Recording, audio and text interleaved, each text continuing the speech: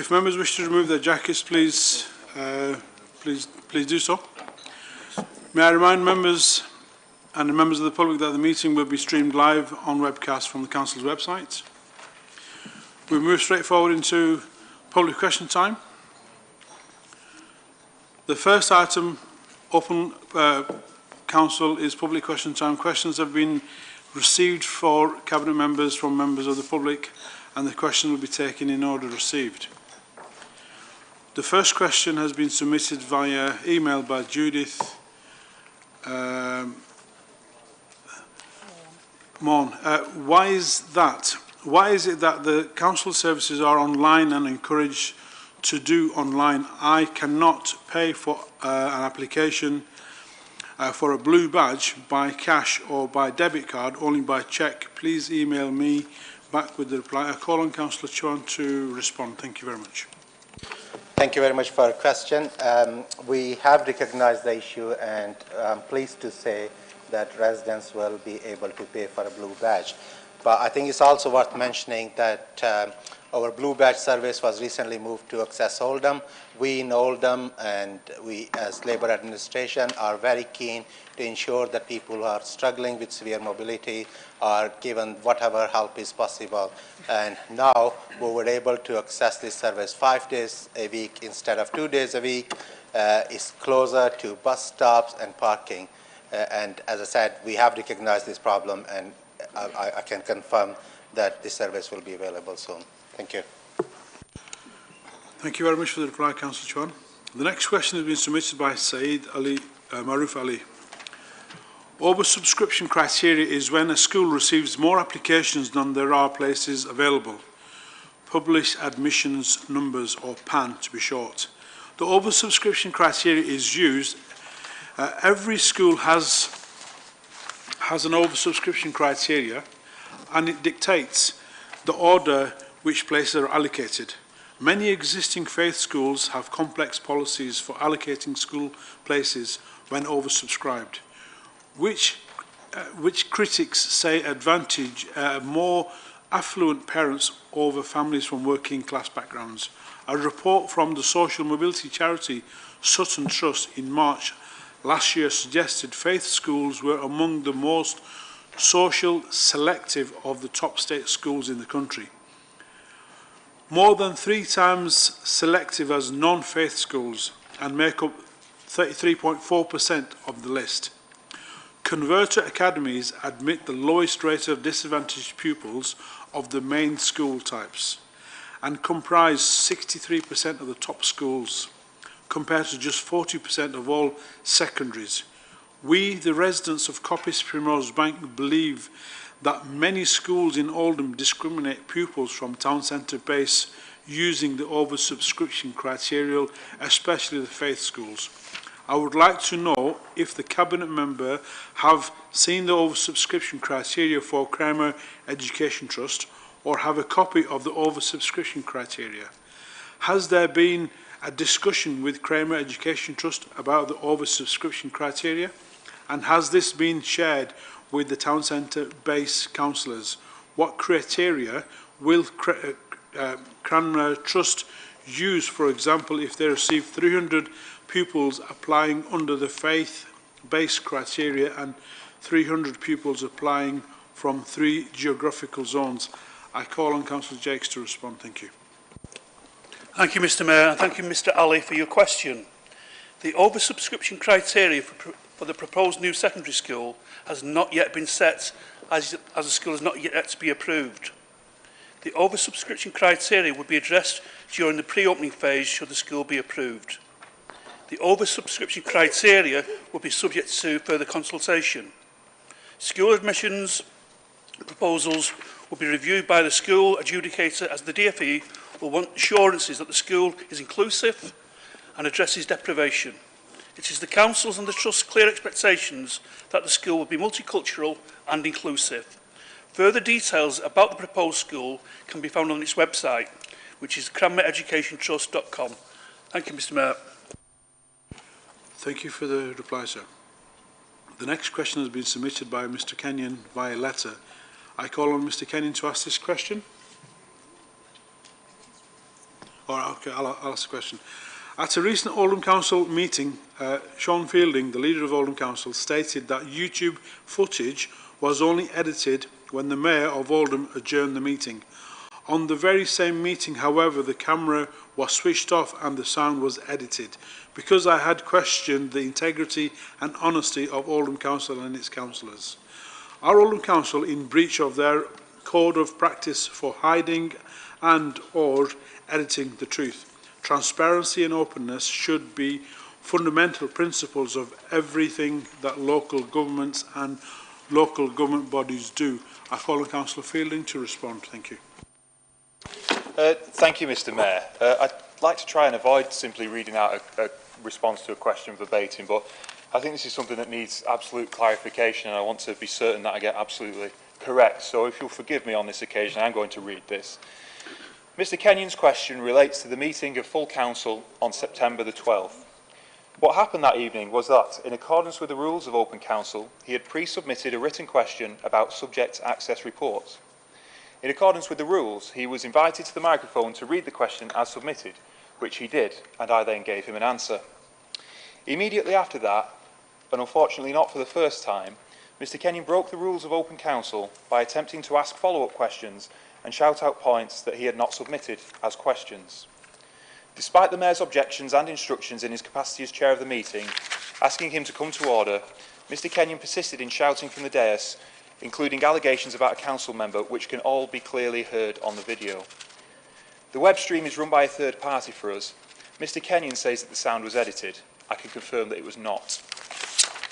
It appears that by appealing across the back of the stage to Mr. Kenyon with his microphone turned off, the words of the Mayor subsequently become very quiet on the clip, though still audible. However, if you play this clip through a bigger speaker, such as a TV set, you can clearly hear what happens. Only the Mayor speaks at the time where the audio is quieter, which lasts about 20 seconds, and he simply states that there is a time limit for questions and that all questioners, in accordance with the rules, should stick to the text of the question they originally submitted and that he needs to move on with the next public question. So there was no editing of the audio, otherwise the video would have been silent. Nor was the camera switched off as implied in the question. At that point in time, the camera operator simply moved to look towards the mace at the front of the stage. The picture coverage is clearly still live as councillors' heads are moving and looking towards where Mr. Kenyon was stood and remonstrating from. The camera operator was not instructed to do this, but probably did so because they felt that an adjournment of the meeting might be imminent, something that has happened in the past. In short, there's no cover-up, no video or audio editing, and no conspiracy. If the questioner sticks to the fair spirit of the rules of Open Council, asking the question that was submitted, then we would not have problems like this. Open Council is a transparent and democratic forum, and that is based on respect, something I would remind Mr. Kenyon of again tonight. Thank you, Mr. Mayor. Thank you, sir. Thank you for the reply. The next question is submitted by Councillor Bates by email. Yeah, Mr. Bates. Mr. Bates, could you come to?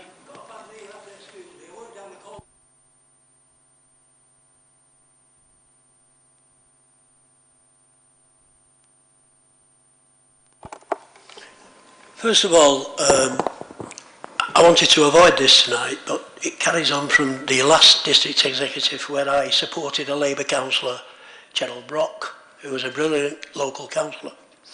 And this has been going on for 12 months now, and I used to call them Indians, not the chiefs. The Indians in Failsworth are playing havoc and playing hell at the district executives. And I want to clear it up. Mr. Bates, could I just remind you, could you please stick to the question as printed because we are limited on time. Sorry about that, Mr. Bates. Mr. To make it fair for everybody, and we have got a major news announcement at 9 o'clock today. So sorry about that, Mr. Mayor, but it is openness and transparency. Mr. Mayor, members of the public in Failsworth are very concerned and have continually requested a detailed, itemised public spend, invoices, receipts. That's what I'm on about, and you all should know about that when you've got public money.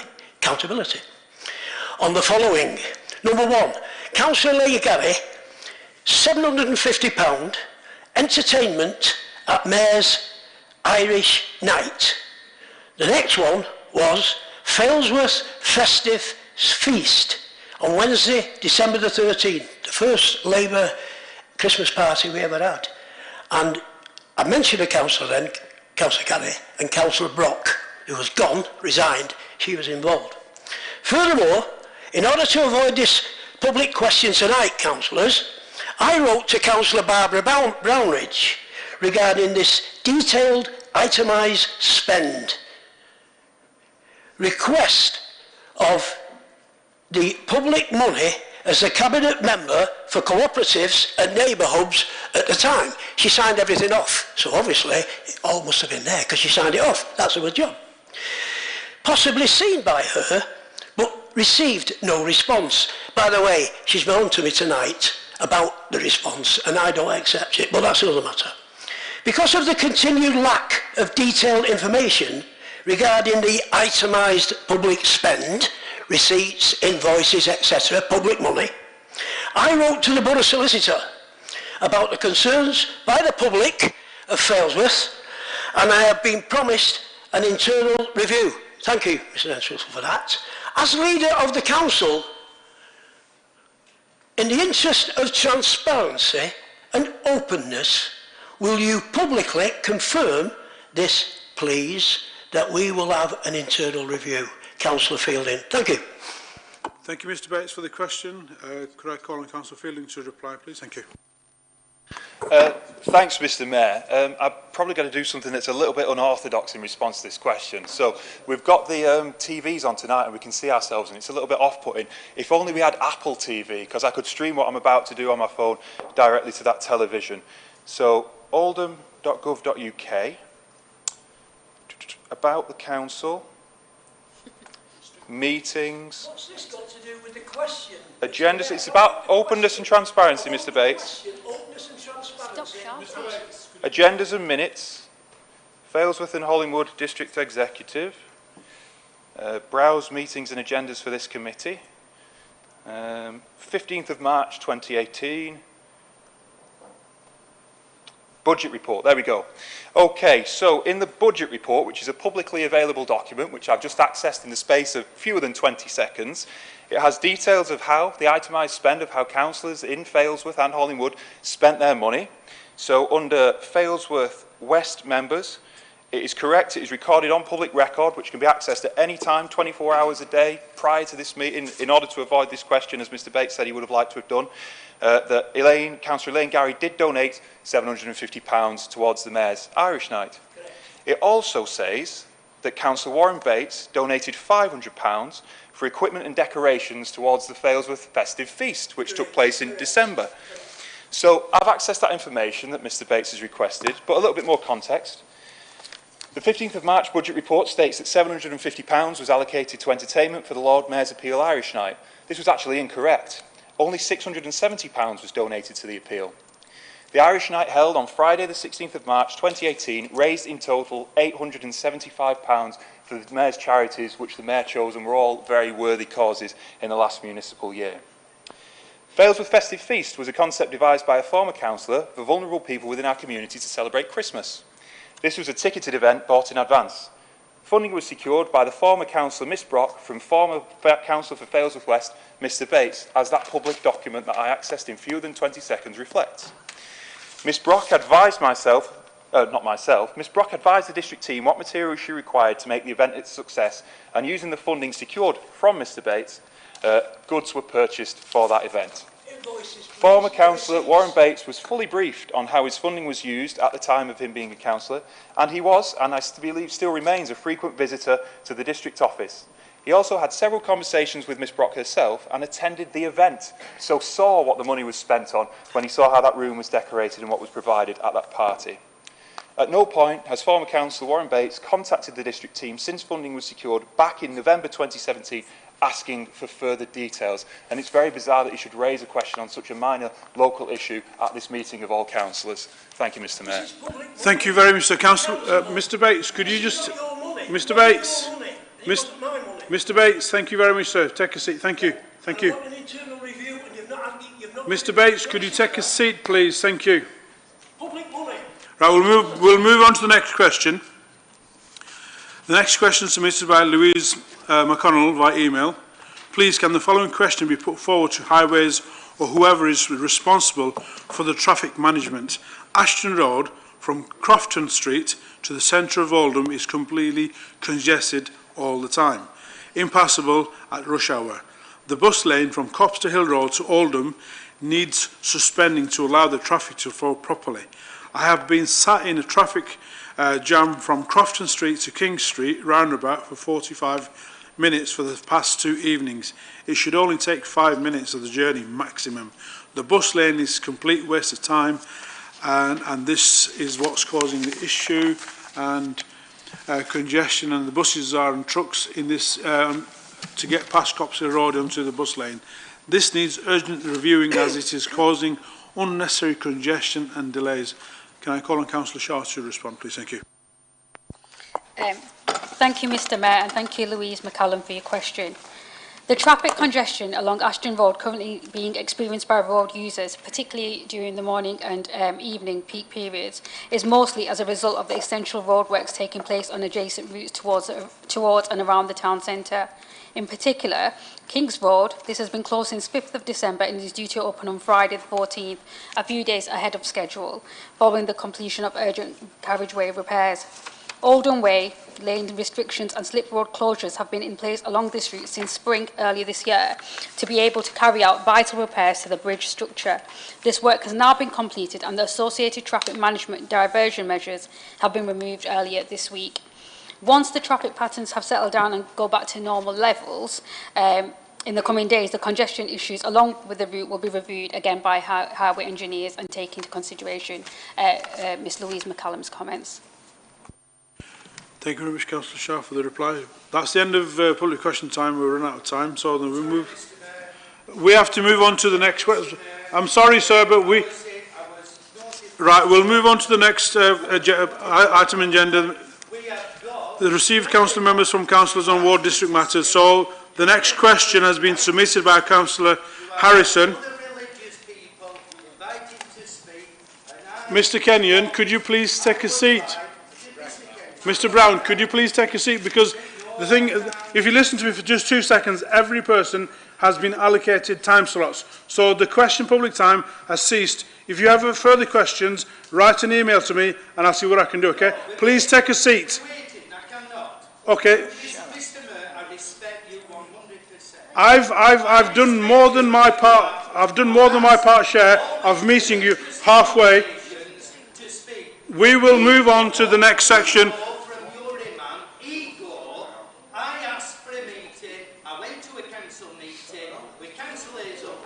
Should we just check? What should we do? Councillor Hazel Gloucester, more or less threatened, evicted me from the meeting. Right, what we'll do is we'll just continue with the meeting. We'll just continue with the meeting. The question has been received from Cabinet members from Councillor on the wards and district matters. Council has agreed to consider the questions on a politically balanced basis. I call on Councillor Harrison to ask the questions submitted.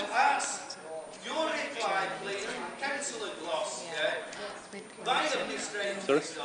Are you going to...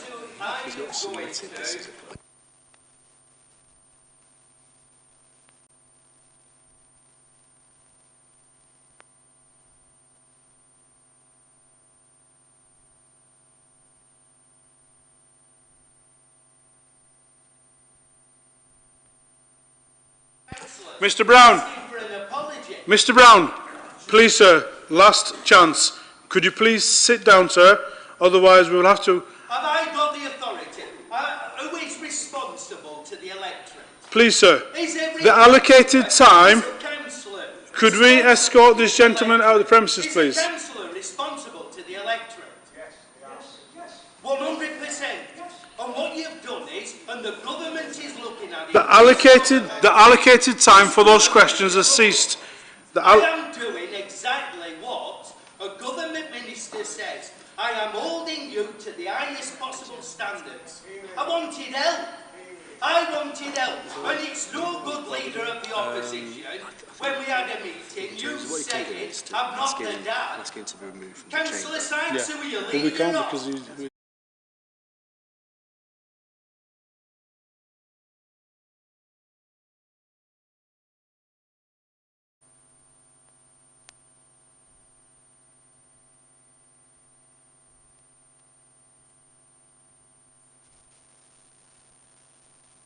Right, I'm adjourning this meeting until our friend's gone. Thank you.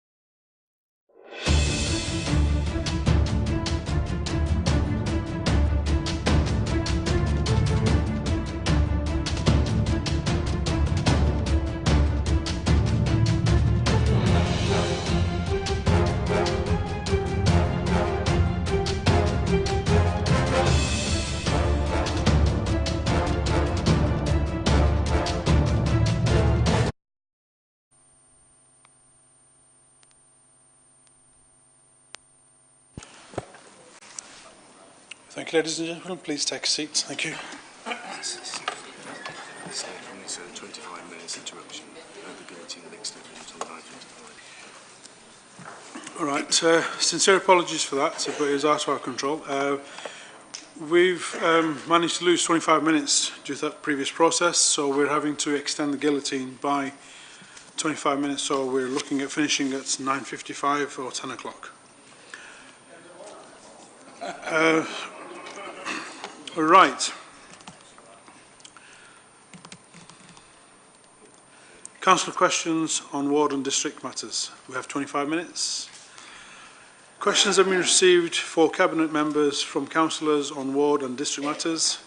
Council has agreed to consider the questions on a politically balanced basis.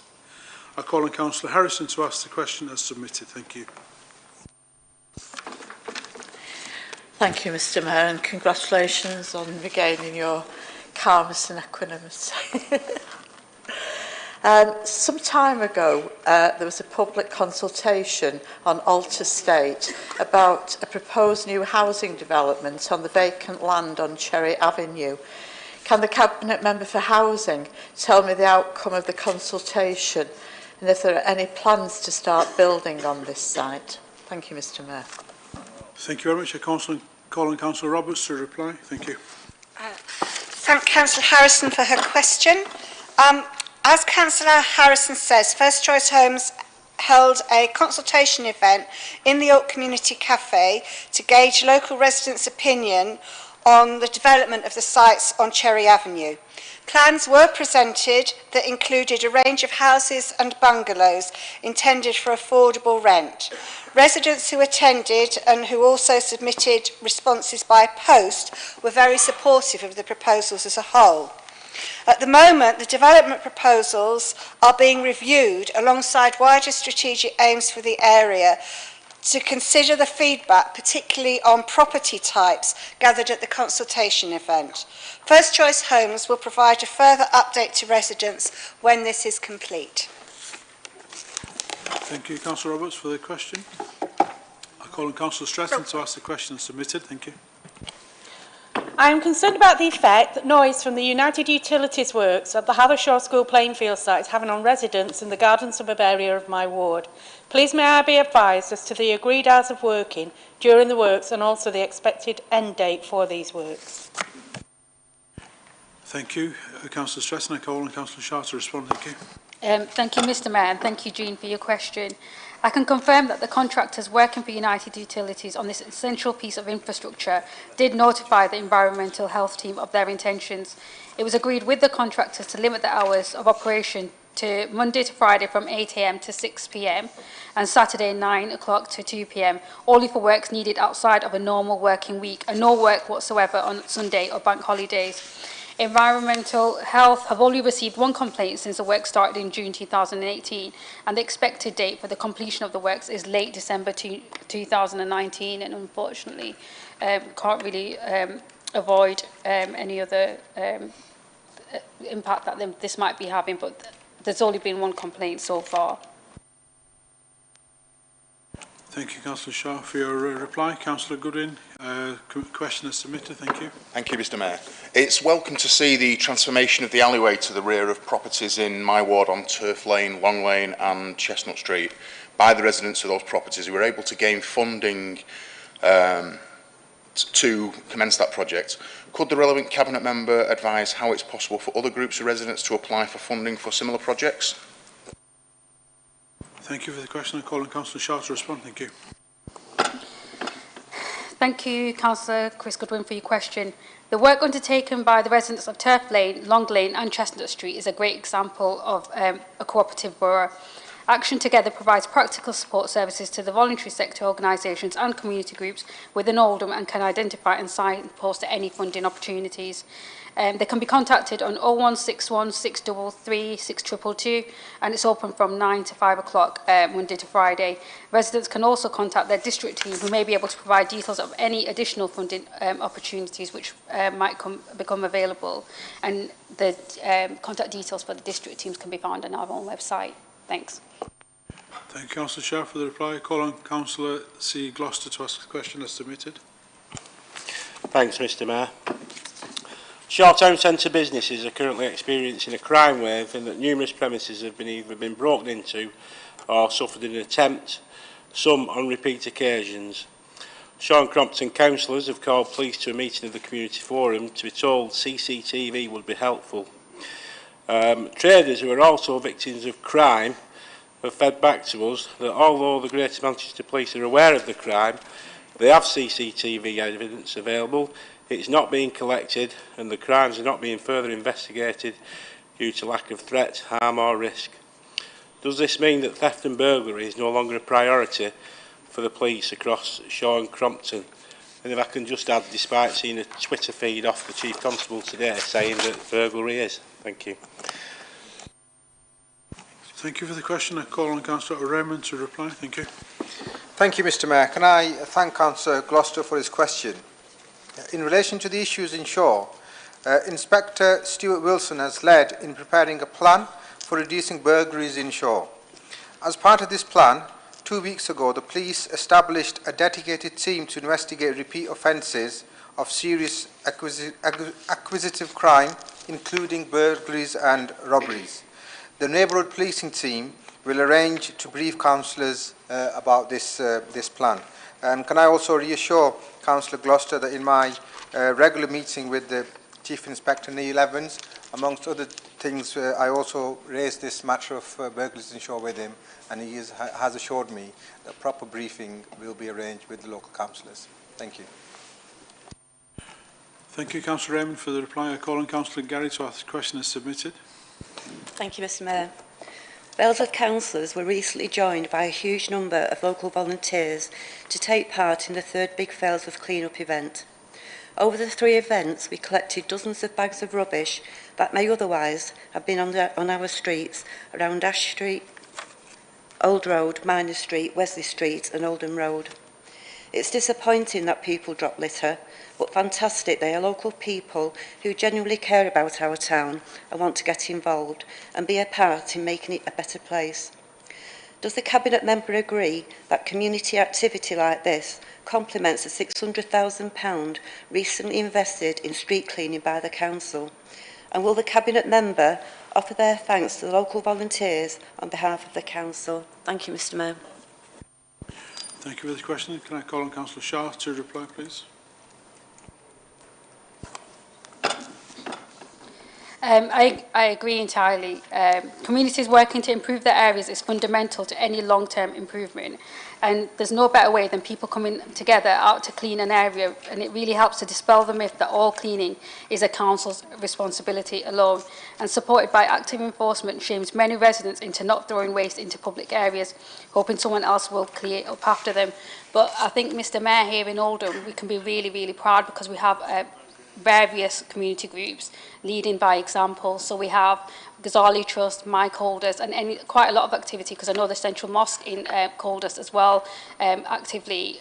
I mean, the leader and I were there a couple of weeks ago, and they had up to like 70 volunteers from that area who were cleaning up the surrounding streets and continue to do so whether we attend or not. But also Clarksville Community Group, all these groups are a really good example of a cooperative borough and just everybody doing their bit. Thank you. I'd like to add to that it is truly inspiring that the communities are inspiring each other to take that step forward. So I call on Councillor Dean to ask the question as submitted. Thank you, Mr Mayor. The Clarksville community are delighted at the Council's decision to invest over £4 million in remodelling Clarksville Primary School, and also welcome the new management arrangements led by Oasis Academy. The parents and pupils are determined to work with staff at the school to bring improvements and upgrade the school to outstanding. The addition of an extra intake of pupils will give more local children an opportunity to attend their local schools, which they can't presently do. Could the Cabinet member give me a timeline for the building works, the date of the school management changes will happen, and when the additional intake of pupils will take place?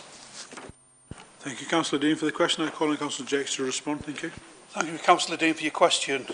On condition that the school converts to the academy status in January 2019, it is anticipated that the one-form entry expansion will be completed in time of offer of additional places in September 2019. The school is on track to convert in January 2019, and an Oasis held a meeting in November of this year, which I attended, which was well attended by parents, and I was delighted to see the interest that parents and the community have in this school. So I think we're on the right track, and I know there's really good plans for the Trust, bringing the community together to make sure this school is going to be much improved. Thank you.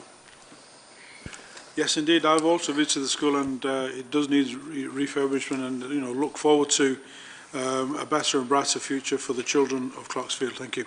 So we'll move on to Councillor Brownridge to ask the question submitted, please. Thank you.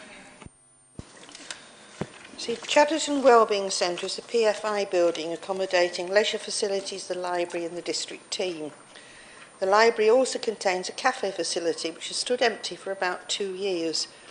Many residents have expressed concern that the only refreshments available are from vending machines, which, given the Council's focus on ambition to provide physical and mental health and well-being, is not a healthy option. It would be much appreciated if the Leader and Cabinet Member responsible could arrange a meeting with Community First, who own the cafe, with a view to discussing how it might be brought back into use. This would help promote other council initiatives, such as extending social inclusion, promoting cohesion and reducing isolation. Community First should recognise that they have a responsibility to the wider community and can help by introducing some element of social value into their daily operations, instead of simply viewing the Wellbeing Centre as a means of increasing their profits. Any support from the Leader and the Cabinet Member would be very much appreciated. Thank you for the question. Could I call on Councillor Fielding to reply, please? Thank you. Thank you, Mr Mayor, and thank you to Councillor Brownridge for a question.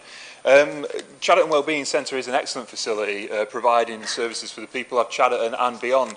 As a user of the centre myself, it is a crying shame to pass what used to be an excellent cafe where you could get breakfast after having been to the library or having been to the gym. And you could have that healthy option. The healthy option in my case was omelette, because it's high in protein, rather than toast, which is high in carbs, and that's no good at all. The cafe is not owned by the council, and it is owned by Community First, as Councillor Brownridge has stated. We have made representation to them about bringing a new operator in to run the cafe, and indeed we are aware of an interested party, which is good news. However, at this point in time, unfortunately, Community First are not proposing to let the cafe. We continue to keep in regular dialogue with Community First in case the situation changes. Thank you, Mr Mayor. Thank you for the reply. I call on Councillor Harkness to ask the question as submitted. Thank you. Thank you, Mr Mayor. Following suggestions from the administration to come and talk to us and ask for our suggestions, I wrote to the Deputy Leader on the 2nd of October about speeding and put forward some practical steps, to which I'm awaiting a reply. Now, many councillors have raised issues about speeding in their wards, and residents in my ward are concerned about speeding themselves. In Saddleworth, Derek Effernan and myself have arranged a number of speed surveys across some of the Saddleworth villages, and it's clear that there are a number of problems in a number of areas. So my suggestions were that we purchase and deploy mobile speed cameras to catch offenders. Such a measure will, I believe, pay for itself very quickly and will help change driver behaviour and improve road safety. That we look to work with community and resident groups to establish community speedwatch schemes in the borough. Also, other local authorities have introduced bus gates outside schools to limit vehicles through traffic to cycles and local buses at the start and the end of school day, with fixed penalty notices. This would reduce the likelihood of other traffic speeding past schools when pupils are entering or exiting schools. The fourth is to increase community concerned speed enforcement sites. I would appreciate the comments from the Cabinet Member about how the administration might work with local elected members to take these suggestions forward in Saddleworth and in other areas of Oldham affected by speeding. Thank you, Mr Mayor. Thank you for the question. I call on Councillor Shaw to respond. I'd like to thank Councillor Harkness for his question and also apologise if you have written to me. I don't recall having seen it, so it could have slipped. So I do apologise about that, and I will follow it up with a written response. Under the current National Policing Regulations, DriveSafe, who are the Region Safety Camera Partnership, they are the only enforcing body in Greater Manchester that can issue fixed penalty notices to speeding motorists. Any monies that is generated by them goes directly to the government's Consolidated Treasury Fund. The Mayor of Manchester is keen to develop such local initiatives in Greater Manchester in association with DriveSafe. For any potential location, the police must lead, organise and manage any approved site staffed by appropriately trained operatives. Highway engineers will be pleased to assist you in this process with DriveSafe. In Oldham, road safety is taken very, very seriously, particularly around schools where we use an evidence-based, data-led strategy to best direct limited budgets, allowing us to introduce bespoke safety measures that achieve the greatest benefits where such problems exist. Currently, we're considering a range of innovative walking and cycling solutions as part of the Manchester's Mayor's Fund. Highway engineers will be pleased to work with the elected member to identify the most appropriate solution where some form of road safety intervention has been identified. Again, the Mayor of Manchester is keen to increase community concern, speed enforcement sites across the region. Unity Partnership will be pleased to assist you in this process also, and I'm happy to meet with you as well. Thank you, Councillor Shaw, for the reply. I call on Councillor Harrison to ask a question as submitted. Thank you. Thank you again, Mr Mayor. Boston House in Hathershaw is a former respite care home and later became an annex to Newbridge School. Since Newbridge moved out, it's remained empty and has fallen into unsightly dereliction and has become a magnet for many types of antisocial behaviour. Can the appropriate Cabinet member tell me if there are any plans for the building? And in the meantime, can steps be taken to tidy up the exterior and grounds? Thank you. I call on Councillor Fielding to reply. Thank you. Thank you, Mr Mayor, and thank you to Councillor Harrison for a question. The Council sold this premise on the 10th of October 2017 to a Mr Amjad Hussain, and therefore is not in control of the premise. The Council's Planning Department have visited the premises and found that the building itself was in reasonable condition, with all doors and windows boarded up and gates padlocked. Whilst the hedges do need trimming, the building had not deteriorated to such a condition that a Section 215 notice could reasonably be sought and justified in this case. Nevertheless, we did send the owner a letter pointing out that we've had some complaints about the state of the property and asked for their comments and action.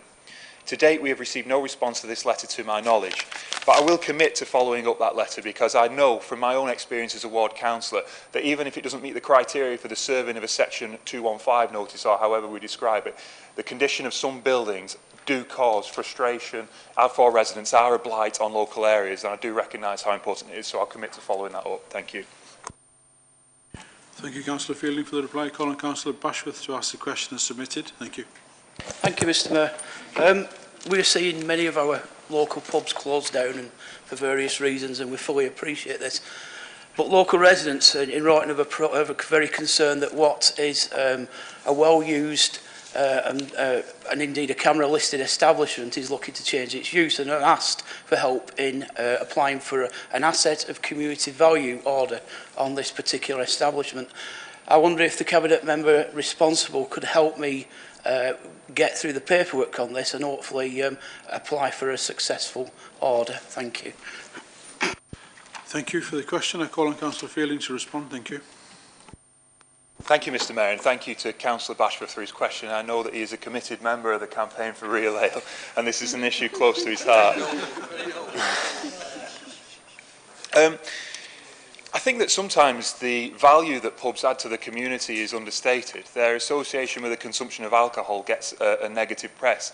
But my own personal view is that often the consumption of 2 or 3 pints in a social situation with friends and with neighbours in a pub is much more preferable in public health terms and in mental health terms because it allows for that social interaction than people who buy 24 cans from Tesco and consume them at home in solitude whilst watching The X Factor or Strictly Come Dancing. Now, on the specific, whatever you're into, Dancing on Ice is out soon, isn't it, of course. The Localism Act 2011 does allow for local groups within a community the right to nominate a building or an area of land or asset as community value. And the Council has previously worked with local groups who are interested in doing this and will continue to do so. So that commitment to Councillor Bashworth on this asset is there. Any nomination will then be considered for approval in line with the Localism Act. The Council is also required to keep a register of the successful nominations for assets of community value, as well as keeping a list of any unsuccessful nominations the Council has received. And this information, alongside further guidance, is available online on the Council's website. But my personal commitment to Councillor Bashforth is that we will give him that support that he needs to progress this matter. Thank you. Thank you, Councillor Fielding. For the reply, I call on Councillor Akhtar to ask the question as submitted. Thank you. Thank you, Mr Mayor. In June, I asked a question about repairing potholes on Worth Hall Road and Napier Street East and West, and was reassured that the necessary work will be carried out within a month. However, several months on, partial work has been carried out, and there are still numerous potholes on Worth Hall Road and Napier Street East.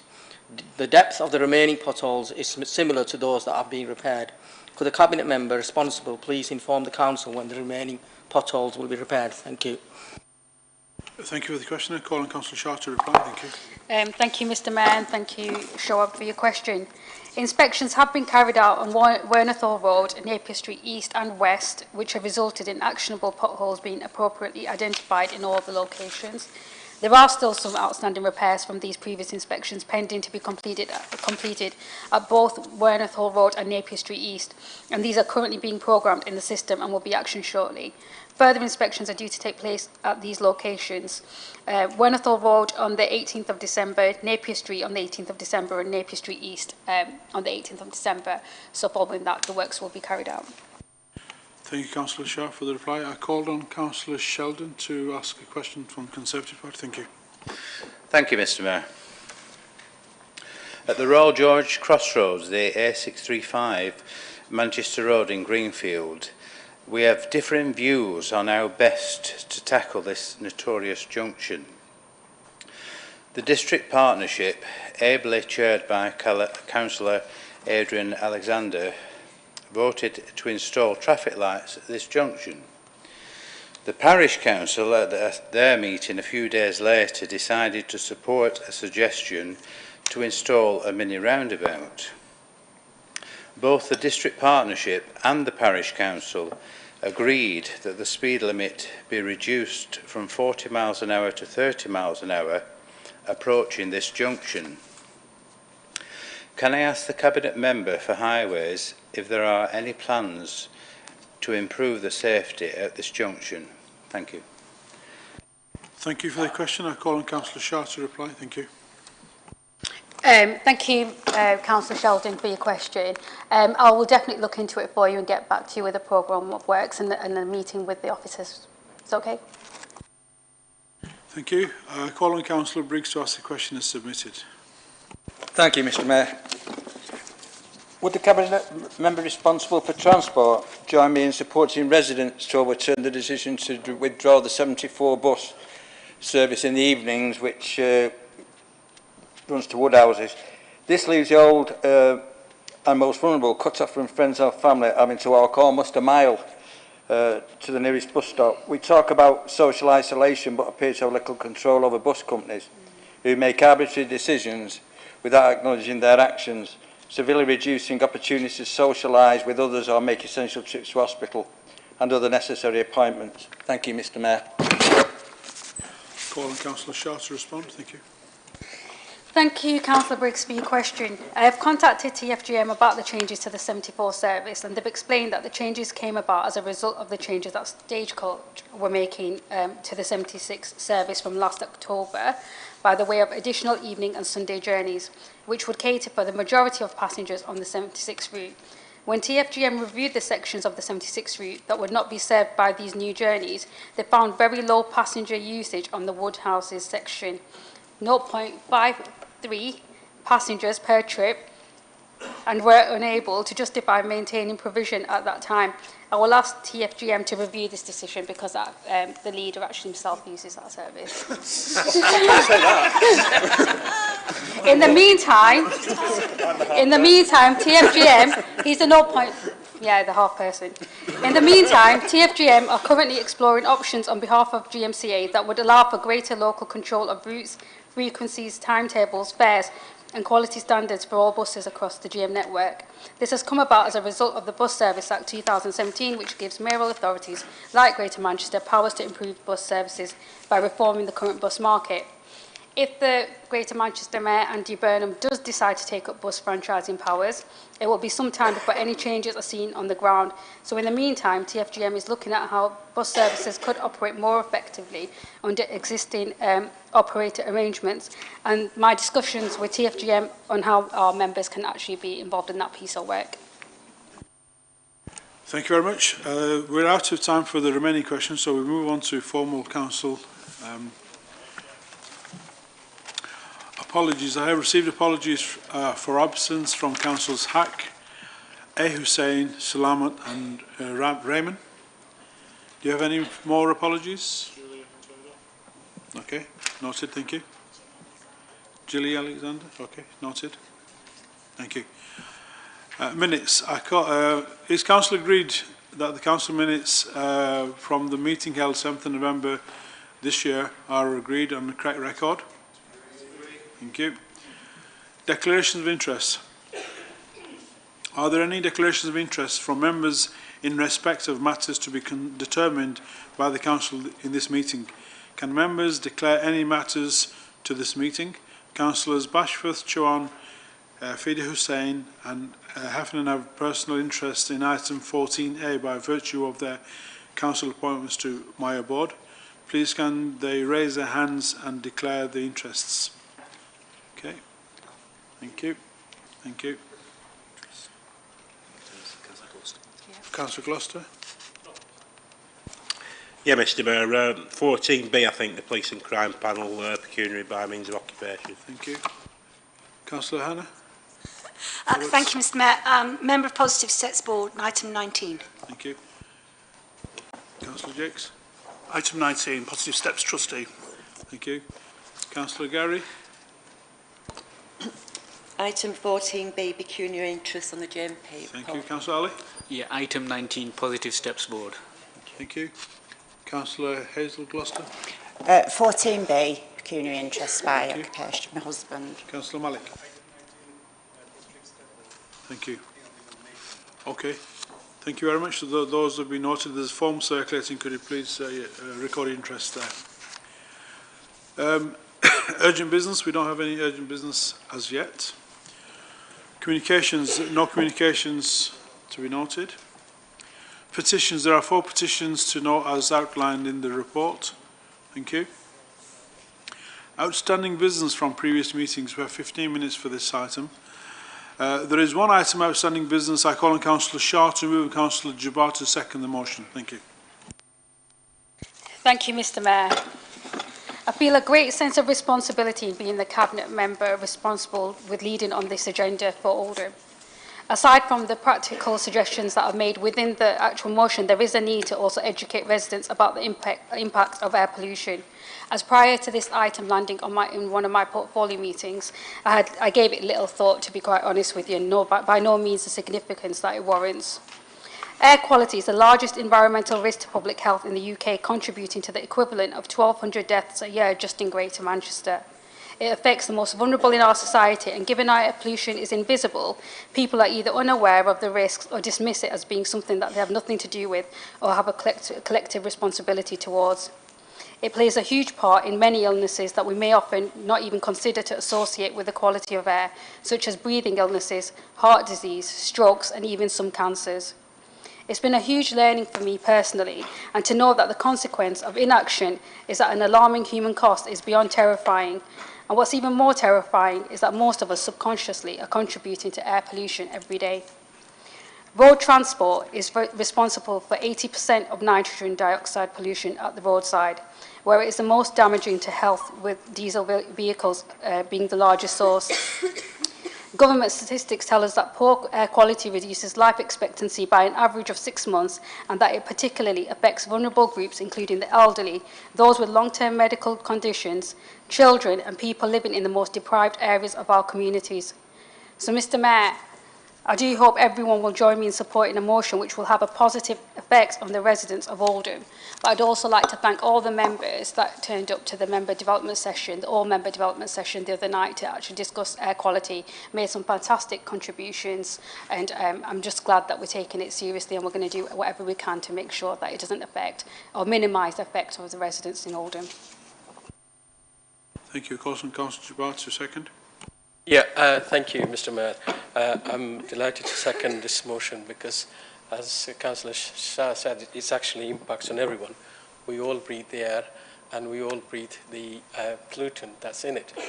And I just want to focus on what we can do as individuals to actually try to reduce the level of pollution that we've got in our borough.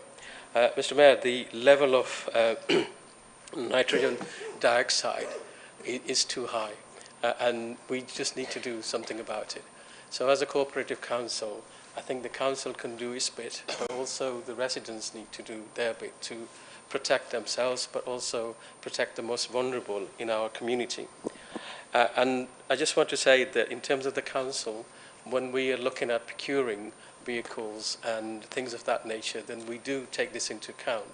And I'm very pleased to say that so far we have 10 electric vehicles, and that number will be increasing as we come to replace some of our vehicles. Also, Mr. Mayor, you'll be pleased to know that when we come to renew the refuge fleet next year in March, we've specifically said that they need to meet the highest level of emission standards, and I've been told that the European 6-engine level regulations will apply to those vehicles. I'm not sure I've spoken for 4.5 minutes, Mr. Mayor. The light's going, amber. So my plea tonight is that as a cooperative borough, every one of us needs to do our bit to make sure that we change our habit to make sure that we are not polluting the air. And if I can begin by talking about some of the things the opposition have put in the amendments is around the school. All of us in here will be connected to school either through being parents, grandparents and governors or relative of a child who goes to school. And what we find during opening time and closing time, people are making journeys to collect their kids by car and sometimes actually staying in their car and leaving the car running. Now that creates all kind of problems, especially if there's an older engine. So the newer engines, actually the European 6 engines, are only meeting 80 milligram per kilometer. But the previous one, the European 5 engines, that actually was 180 milligram per kilometer. So it's a big difference. So we should be looking at that and see whether we can buy newer cars to stop the level of pollution that's going into the atmosphere. Also, Mr. Mayor, that we need to work with the schools and the parents to see whether there can be children can be walked to school rather than being travelled into school in a car. The other issue as well is that to see what kind of arrangement can be made in the local area to stop people leaving their car running. So the Lib Dems talk about a compulsory no idling zone. Well, the reason why we can't agree to that is because we simply haven't got the money to actually enforce it or to actually create it. But that's something that we should seriously consider because it matters to every one of us. It doesn't need to be a compulsory thing to protect our young people, to protect ourselves. So I think we need to look at that. What we'll be doing, Mr. Mayor, as well, that we'll be supporting the GM campaign that Councillor Shah mentioned. And I just want to say that in terms of Oldham, we already have a Green Oldham project that will be supporting the work of the GM campaign team, and I just want everybody to participate in that. Over the next few days and few weeks, we will be creating a social media story around this to encourage people to behave differently to reduce the level of emission that's going into the atmosphere. And I would request everyone, if you can, please support that and upload any stories that you've got or any changes in behavior that you have been able to make. Then Dr. Chauhan is going to be the first one to do it because he's very active in social media. Thank you for that. Thank you for that. He's the one who understands these things far better than he's changing his car to the latest regulation, the one which emits less pollution. So no, seriously, this is a very important matter. And as Councillor Shah mentioned previously, we're losing something like 1,200 people each year in GM unnecessarily because of the level of pollutants that we've got in the atmosphere. So I support this. And in terms of the amendment, Mr. Mayor, we would have liked to accept it, but because of the cost associated, if we're not, but we accept the spirit of what they're trying to do, and let's hope we can do that, not by compulsion, but by voluntary means. Thank you very much for listening to me.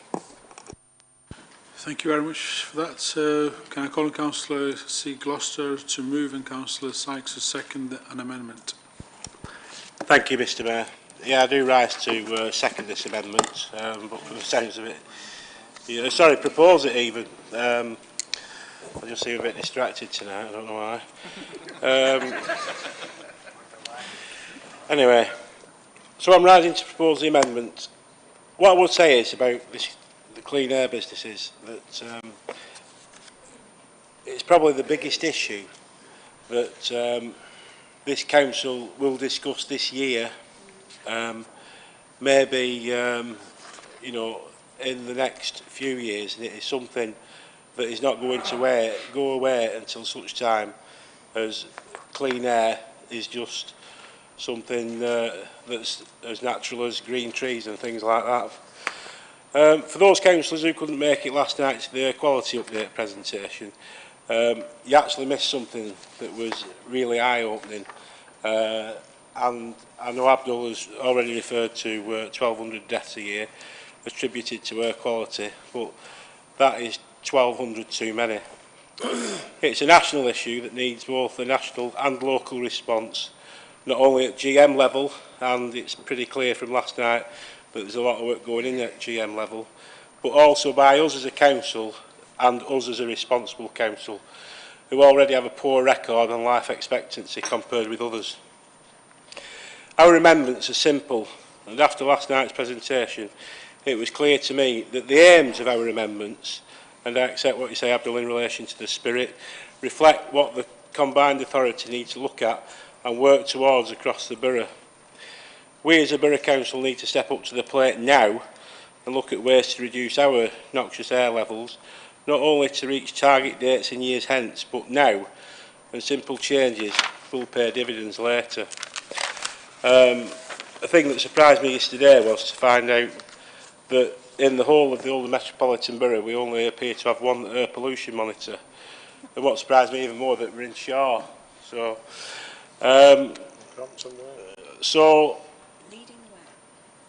what? Yes, we are leading the way. Thank you, from the Cabinet Member for Housing. So what am I talking about? What do we need to look at now that we can be dealing with? Areas outside schools, no idling, medical centres, our taxi ranks, making sure our council vehicles are not idling, looking more closely at our electric fleet, speaking to our bus operators, getting them not to idle, and also to promote things in relation to workplaces, getting charging points put in, look at our housing infrastructure, making sure that we now look at having charging points put in, at taxi ranks to develop a greener fleet, and most of all to encourage people to walk a bit more instead of rely on the car. It's the elderly and the young who are the most vulnerable at-risk groups in our society from carbon issues and the poor air, and we do need to do something about it. Now, obviously this is a rolled over motion, and our rollover from last time, or our amendment, was looked at, and it was criticised because the council can't afford to do it, and we accept that. However, it's been rewritten because we want us to look at it and address what we can now, not necessarily incur debt until such time as we have to. So that's why I ask you to support the motion. Thank you. Thank you very much. I call on Councillor Sykes to support. Thank you. Thank you, Mr Mayor.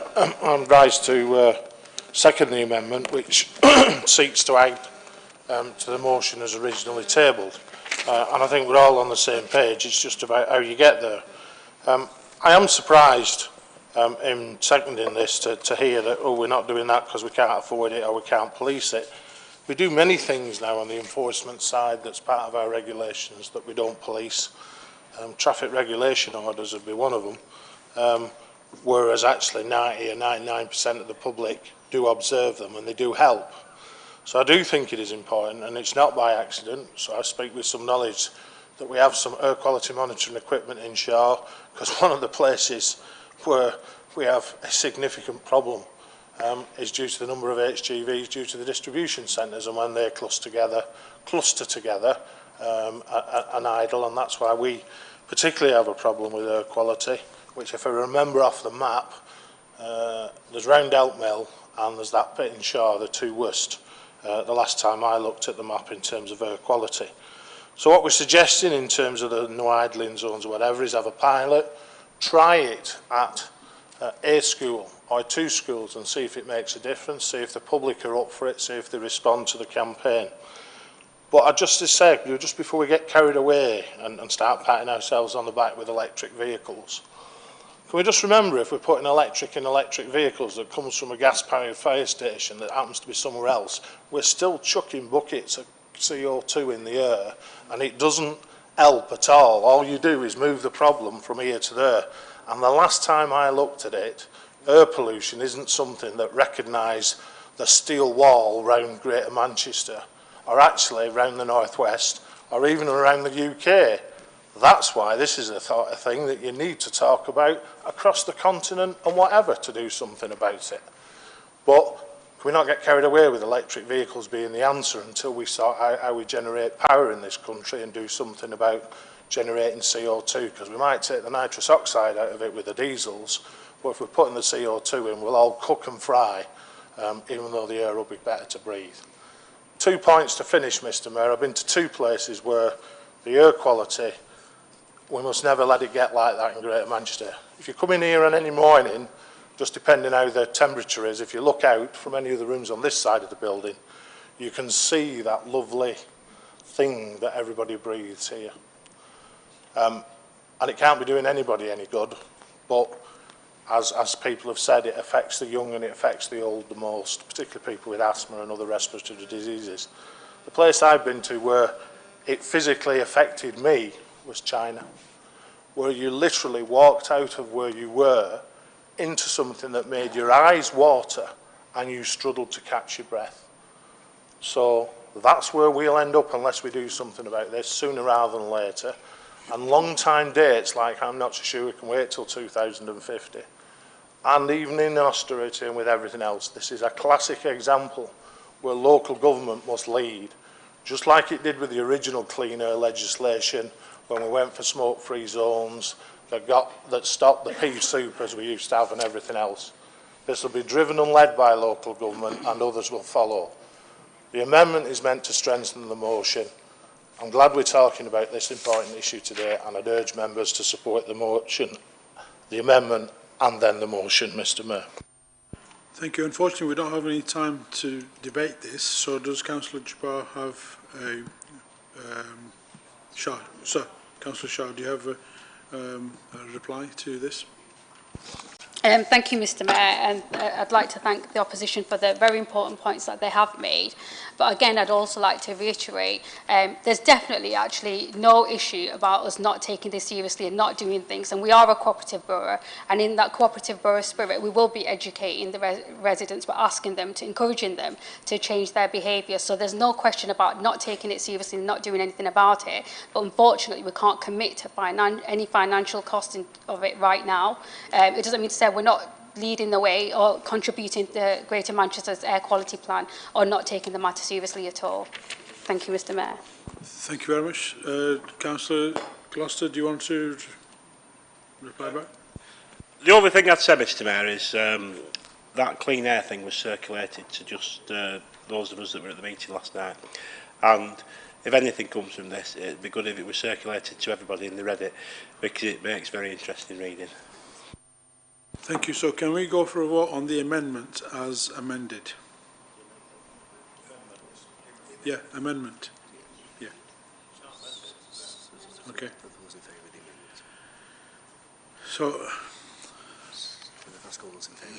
So our colleagues on the left are in favour of the amendment. Okay.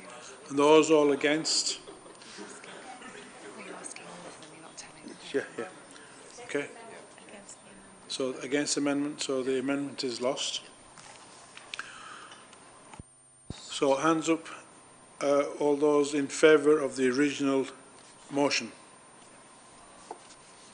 That's kind of unanimous. Any abstentions? Okay, thank you. So that's unanimous, that's carried.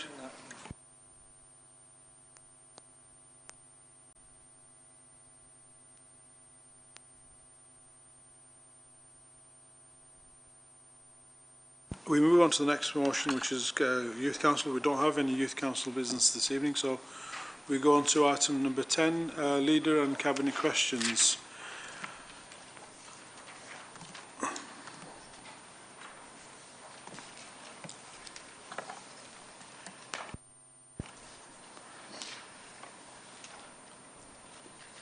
So, that's just you.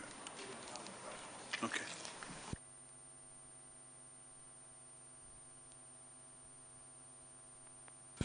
Councillor Sykes, could you move on to the next section to ask your question, please? Thank you. Thank you, Mr Mayor. I don't know whether I get a chance to say it any other time, but can I take this opportunity of wishing everybody a Merry Christmas, all the best for Happy New Year, thank the staff. Many of our staff will be working hard when the rest of us will be partying, sleeping or doing whatever else we do at Christmas. And can I take this opportunity to wish them and their families all the best and everything they'll be doing for us. That's the nice bit. My first question tonight, Mr Mayor, returns to a subject that I asked the leader about in September. Who will be responsible for taking the decision in this council whether to adopt the final proposals for the Greater Manchester Spatial Framework? I make no apology for asking this question again, as circumstances seem to have changed on this issue since we last spoke about it in this chamber. On the 1st of October 2018, the Mayor of Greater Manchester and the 10 council leaders, who are the combined authority, issued a media statement which stated categorically, leaders also commit to ensuring that a formal draft plan is put before each council to ensure real democratic debate and scrutiny. The draft Greater Manchester Spatial Framework must be approved by each and every local council next summer. The Mayor and leaders have today made it clear, today was when they issued the statement obviously, that regardless of the requirements, they are committed to ensuring that the formal draft plan is put before each council to ensure real democratic engagement, debate and scrutiny.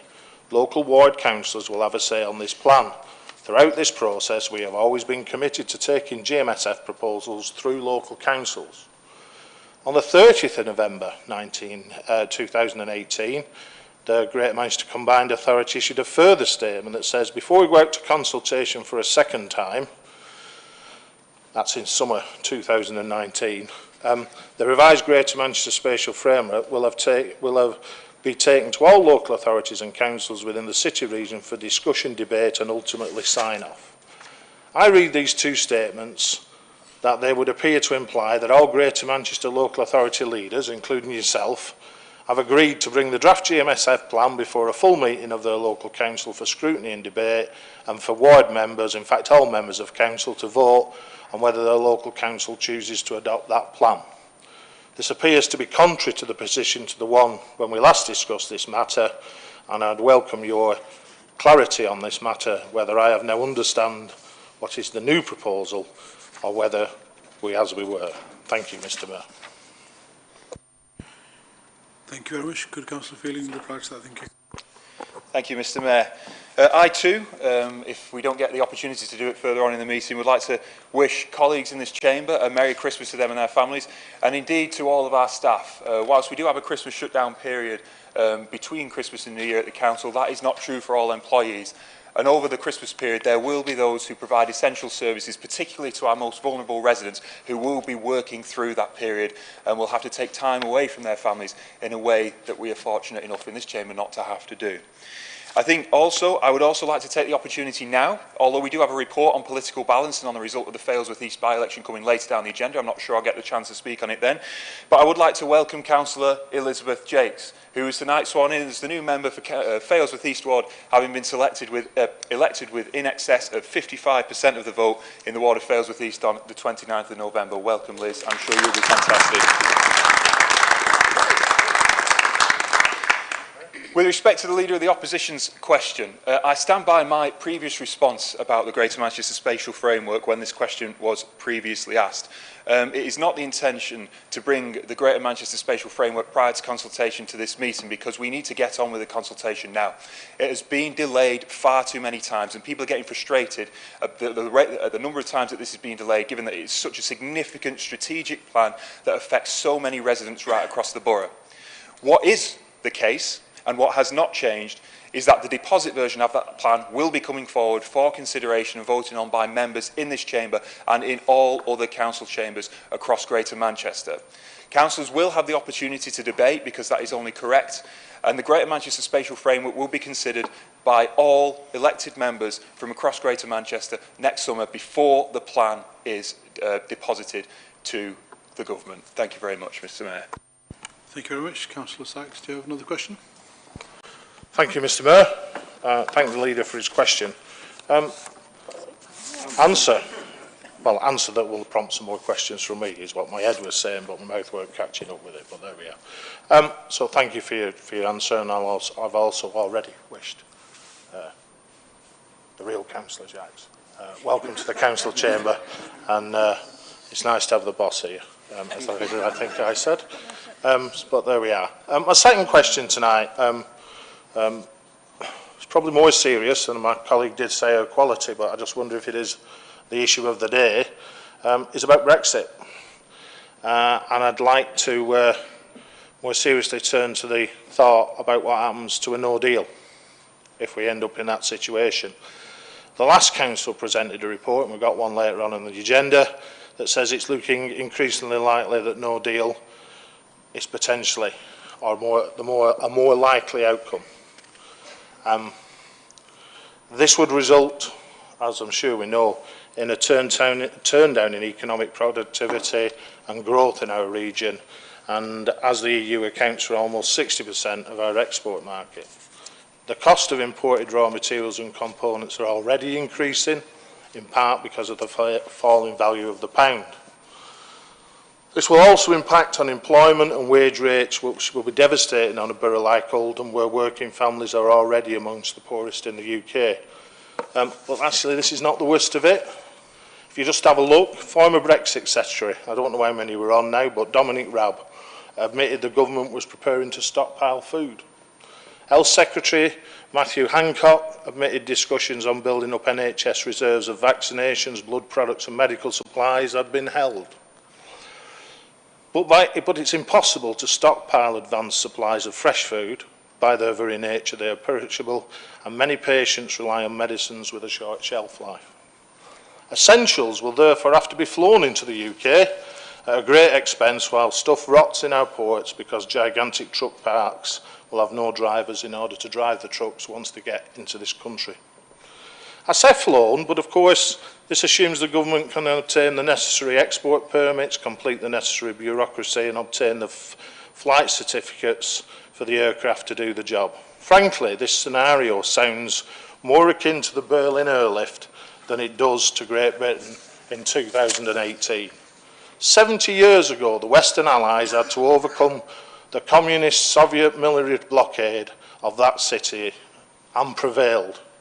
Here, common sense has yet to prevail against bigotry, narrow-mindedness of little Englanders and the swivel-eyed loons that are determined to break faith with our European neighbours. Mr Mayor, this is frightening stuff, and it's serious stuff, made ever so more in our borough, where we already have so many poor citizens reliant on emergency food banks and a great many with chronic and long-term health conditions. I'm sorry to say this is not the script of some post-apocalyptic movie. It's a real situation that is now only weeks away. The people in charge of the mess of this in our country, in the middle of the most important constitutional change since Henry VIII or Oliver Cromwell, now decide to have a leadership contest and oust the Prime Minister. Words fail me, Mr Mayor. They have done more to damage our reputation in the world and the union that is the United Kingdom at a single stroke than any other event in modern history. Words fail me. So, and there is a question, Sean. Get on with it. 2 minutes. First, yeah, but it's good stuff, John, so that's why I like it. Firstly, will the leader tell me what is being done by this council in conjunction with our partners in Greater Manchester and the Combined Authority to plan measures to mitigate for a possible no-deal Brexit? And secondly, will he join me in sending a joint letter to the 3 members of Parliament who represent our borough, asking them to support a second people's referendum with the option of a ballot to remain in the Union and retain the many benefits accruing from membership before any move by this government to take our nation over the abyss and into Brexit with no deal? Thank you, Mr Mayor. Thank you, Councillor Sykes. Indeed, we are at a critical point. So, Councillor Sean Fielding, would you reply to that, please? Thank you. Thank you, Mr Mayor. Since prior to the referendum actually taking place, we turn on our TVs and see news bulletins every day. And we are told by the talking heads and the commentators from the BBC and from the other news agencies that all we have is uncertainty. We have no certainty on anything relating to Brexit. And I would disagree. The only certainty that we have as a nation in this situation is that we are going to face national humiliation.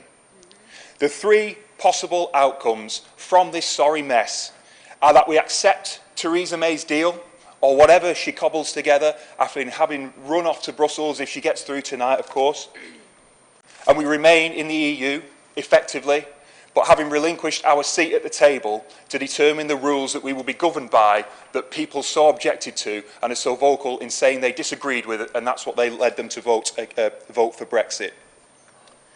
The second option, in which we also face national humiliation, is the no deal that Councillor Sykes has talked about.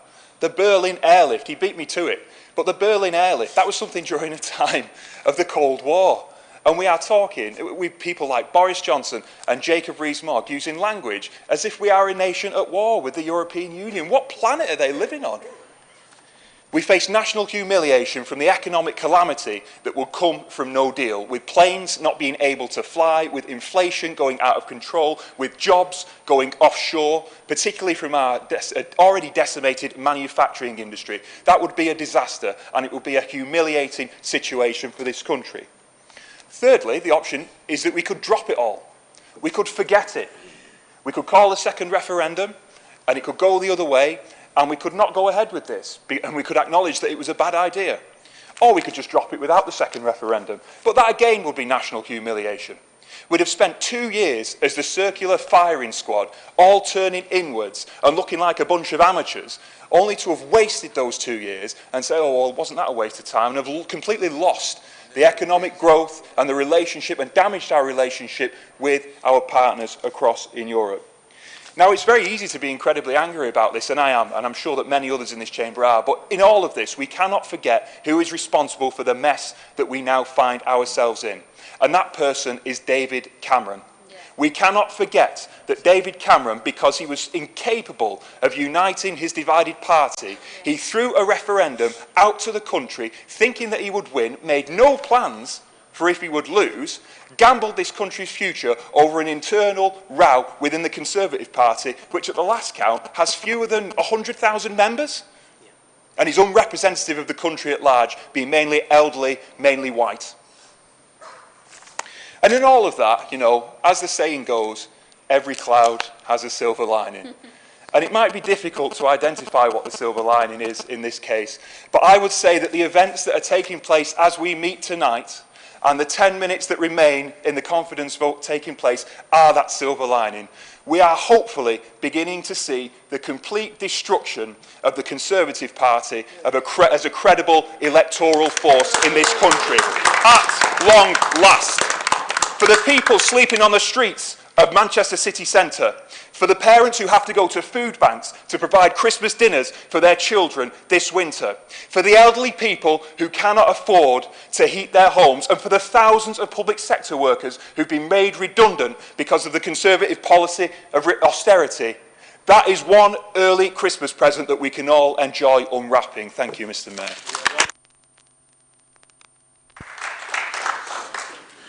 Thank you very much. I'd just like to digress slightly away from here. Hands up all those who use TomTom, sat-nav in the cars. We all do it, yes? We use European satellites. If we leave Europe, we're going to have to buy our own satellites. Councillor Hudson, you have questions, so thank you.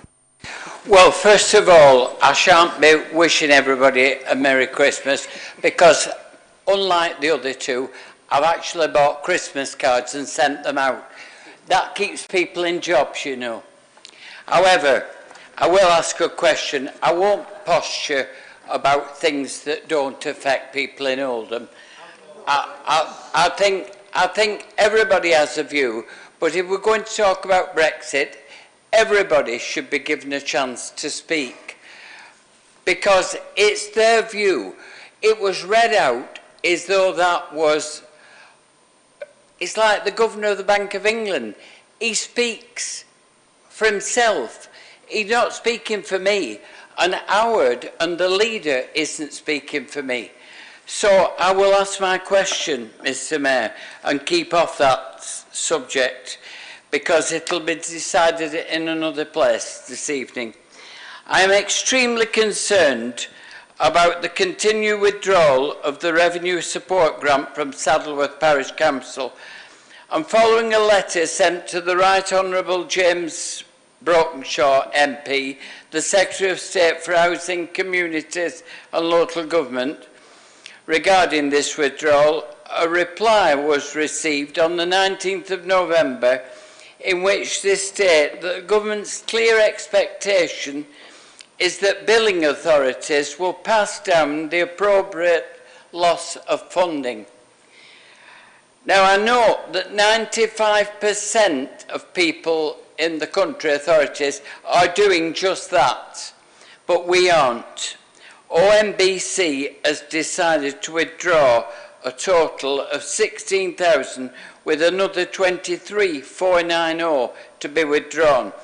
Now, this may not seem important to Oldham, the small figures, but it's important to the parish council and may result in staff losses. I thought we were all here to make sure people kept in jobs. And incidentally, some of those that are on the street begging and I've given money to have gone round the corner and been picked up with a jag and taken home, and they're earning more than I ever earned without paying tax, but we won't go into it. A further 10,000, which is due to be withdrawn in 2019-20, is a small sum for Oldham, but would enable the parish council to save these jobs and do much for the community, as the leader will know when he visits us, because we're going to bombard him with a lot of facts that we do. Given the comments from the Secretary of State, will the leader reconsider this continued withdrawal of council funds supporting council tax funding, supporting the parish council? That's my question, Mr. Mayor. Thank you, sir, for your observation and question. Councillor Sean Fielding, do you have a reply? Thank you. Thank you, Mr. Mayor. Where to begin? I think that I need to address the point about our debate, or my answer to Councillor Sykes' question on Brexit earlier on. The suggestion that that is not an issue that affects people in Oldham is completely detached from reality. I mean, even on the level of, if you've booked your holiday for after the end of March next year, try getting a plane to Benidorm or wherever it might be that you go when we're not in open skies anymore and the planes can't take off. It affects things like that. The Mayor's been talking about TomTom SatNav, which we won't be able to use. It's not just jobs, it's not just the economy, it's people's way of life that this has got a significant negative effect on, and it is only right that we discuss it in this chamber. In terms of the concern about the withdrawal of the revenue support grant from Saddleworth Parish Council, I'm concerned about the withdrawal of the revenue support grant from this council. 16 plus 23,490 is £39,490 that we're proposing to withdraw from Saddleworth Parish Council. This council has lost £208 million since 2010. Make it right. And we provide services to the elderly, to the vulnerable.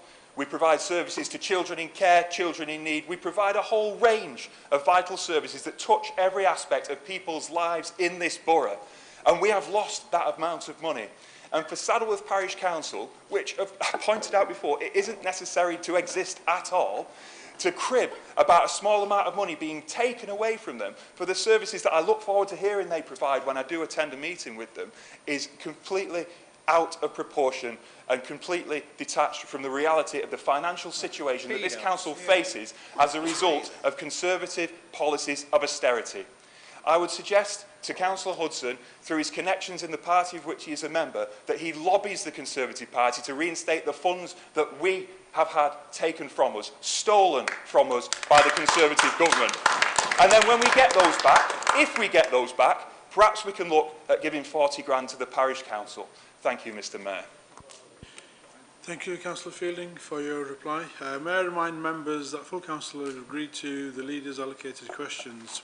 Questions will be taken in an order which reflects the political balance on the council, and I have advanced notice of some questions. I call on Councillor Ali to ask the question as submitted. Thank you. Thank you, Mr. Mayor. The Cabinet Member for Employment and Skills will be aware that young people in Oldham from lower income backgrounds are less likely to have access to the networks of advice, information and work experience to enable them to turn aspiration into reality. It is very hard to aim for an opportunity that you know nothing about. Research has shown that even when people from disadvantaged areas succeed in education, they achieve poorer career outcomes than their more affluent peers within the same qualifications, I have seen young people from my ward and neighbouring ones, often graduates with fantastic CVs, yet struggle to secure employment, or in the case where they do, it is at minimum wage. I know that no one idea or lever can resolve this issue. However, we need to do our bit as a council to ensure everyone can build a rewarding career and provide opportunities for all who want to retrain and upskill. I would like to know what additional networks, advice, information and work experience opportunities can be made available for our young people and adults other than the basics provided by schools and colleges. Thank you, Mr. Mayor. Thank you, Councillor Ali, for your question. I call on Councillor Mushtaq to respond. Thank you, Mr. Mayor, and thank you, Councillor Ali, for the question. The question is addressing the issue of social mobility, which is a key issue for our communities. And I agree, as the question states, it's a complex area which has no single solution. The Social Mobility Commission has published 5 annual reports which consistently pronounce the lack of progress made by this government in improving social mobility. Key issues being the lack of progress out of low-wage employment, as well as poor educational attainment and the development of zero-hour contracts.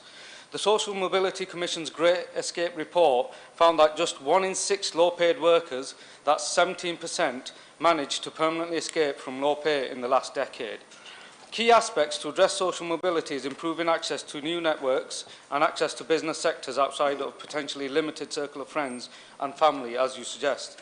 So what has the Council done to support social mobility? The Get Oldham Working Programme has filled over 7,550 opportunities since May 2013. The Council launched the Career Advancement Service in 2016 as an extension of Get Oldham Working to improve social mobility. This provides individualised support, can offer mentoring, further learning pathways, confidence building, etc. To date, 423 residents have engaged, with the average citizen earning over £6,000 more per annum after being on the programme. However, I've also instructed the team to do some targeted work in our most deprived communities, including Glodick, Coldhurst and Shaw as well, targeting those from lower income households. In addition, we have to support our young people in the school and colleges, a situation which is improving as well. In terms of careers education, it's a statutory duty of schools to provide careers education, information, advice and guidance, or IAG as it's known, for all students. As from September 18, all schools have a named careers lead to drive this agenda in schools. Through the Opportunity Area Programme, we are supporting social mobility through the work of the Careers and Enterprise Company, the CEC, working with all secondary schools in Oldham. Each has a CEC advisor who is working with leadership on their career strategy. Advisors are professionals from different employment sectors who support schools to address any gaps in their careers education offer, as per the Gatsby benchmarks. And recently there was a Bridge GM launch which aims to close the gap between boardroom and the classroom. So it's bringing employers into the schools, offering mentoring support to increase individual access to the right networks, key to breaking down access to network barriers. So it's about that, broadening that circle that you talk about in your question. And from our part, the political commitment that we commit as a council to reviewing how we can develop the coordination and identification of appropriate quality work experience placements for school and college students and adults, using the public and private sector networks, which will support citizens to engage with new networks. So there's lots going on, more to be done, and thank you for the question. Thank you. Thank you, Councillor Mushtaq, for the response. I call on Councillor Akhtar to ask the question. Thank you, Mr Mayor. I welcome the Council's decision to create extra school places at Crompton High School. As you will know, Crompton High School is a Church of England school, and thus priority will be given to pupils of this particular faith. Could the Cabinet member inform the Council if any changes have been made to the admissions criteria for Crompton High, and if so, will they benefit the pupils from high-demand neighbourhoods? If no changes have been made to the admissions policy, then why not? Thank you for the question. I call on Councillor Jakes to respond. Thank you. Thank you, Mr Mayor. Thank you, Councillor Akhtar, for your question. The admissions policy for Crompton House will be considered and reviewed at the school's governing body meeting in January. The LA will feed into this process. More information will be made available once that process is finished. Thank you. Thank you, Councillor Jakes, for your reply. Can I call on Councillor Shutterworth to ask the question? Thank you, Mr Mayor. Mr Mayor, Hollingwood tram stop has a park and ride facility, and in recent months, for those arriving after 9:30 a.m, can have difficulty in finding a parking bay. From personal experience, I have managed to occupy the last available one, while on other occasions, none at all, and have not been in a position to use a service. Obviously, I would not be the only one in this position. It has even got to the stage where vehicles are being parked immediately outside the car park. TFGM do, of course, have a parking restriction at their tram stops, with parking being limited only to those using their service. While it is to be welcomed that so many residents appear to be using public transport, may I request that the appropriate Cabinet member seeks clarification from TFGM on the following points. How many parking bays are there at the Hollingwood stop? What is the midweek daily average number of tickets sold for travel in both directions between the hours of 7:30 a.m. and 9:30 a.m? What action do TFGM take to ensure that the disabled bay facility is used only by those displaying a blue badge? And finally, what action do TFGM take to ensure that those using the car park are in fact using it in accordance with their rules and regulations. Thank you, Mr. Mayor. Thank you for the question. I call on Councillor Shaw to reply. And thank you, Councillor Shuttleworth, for your question. I've contacted TFGM, who provided the information that Councillor Shuttleworth has requested. There are 190 bays in total at Hollingwood, which include 12 blue badge spaces. The midweek daily average number of tickets sold for travel in both directions between 7:30 in the morning and 9:30 a.m. is around 100%. Figure accounts for 94% of tickets sold, as it includes any pre-purchased tickets for travel at any time. In terms of parking enforcement, the contractual signs are on site and clearly displayed, clearly stating it's only for disabled badge users only. The operatives visit site on a daily basis and check all vehicles parked within the bay, and anybody who isn't adhering to that gets a fine. The signage also states that the car park is for Metrolink users only, but TFGM do acknowledge, and that there's a £100 fine if they don't adhere to that as well. But however, the TFGM acknowledges that it is difficult to enforce a condition of non-Metrolink users, as it operates free park and ride facilities network-wide, which are all inspected on a daily basis. While the operatives are on site, they will seek proof of tickets and issue the necessary fines if there is a breach. TFGM also carry out random inspections whereby teams are posted to car parks and will challenge people heading away from the tram stop.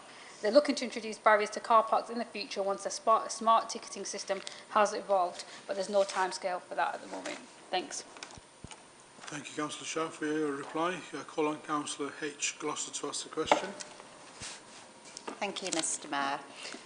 One of the first issues I came across, or I encountered after election, was dog fouling.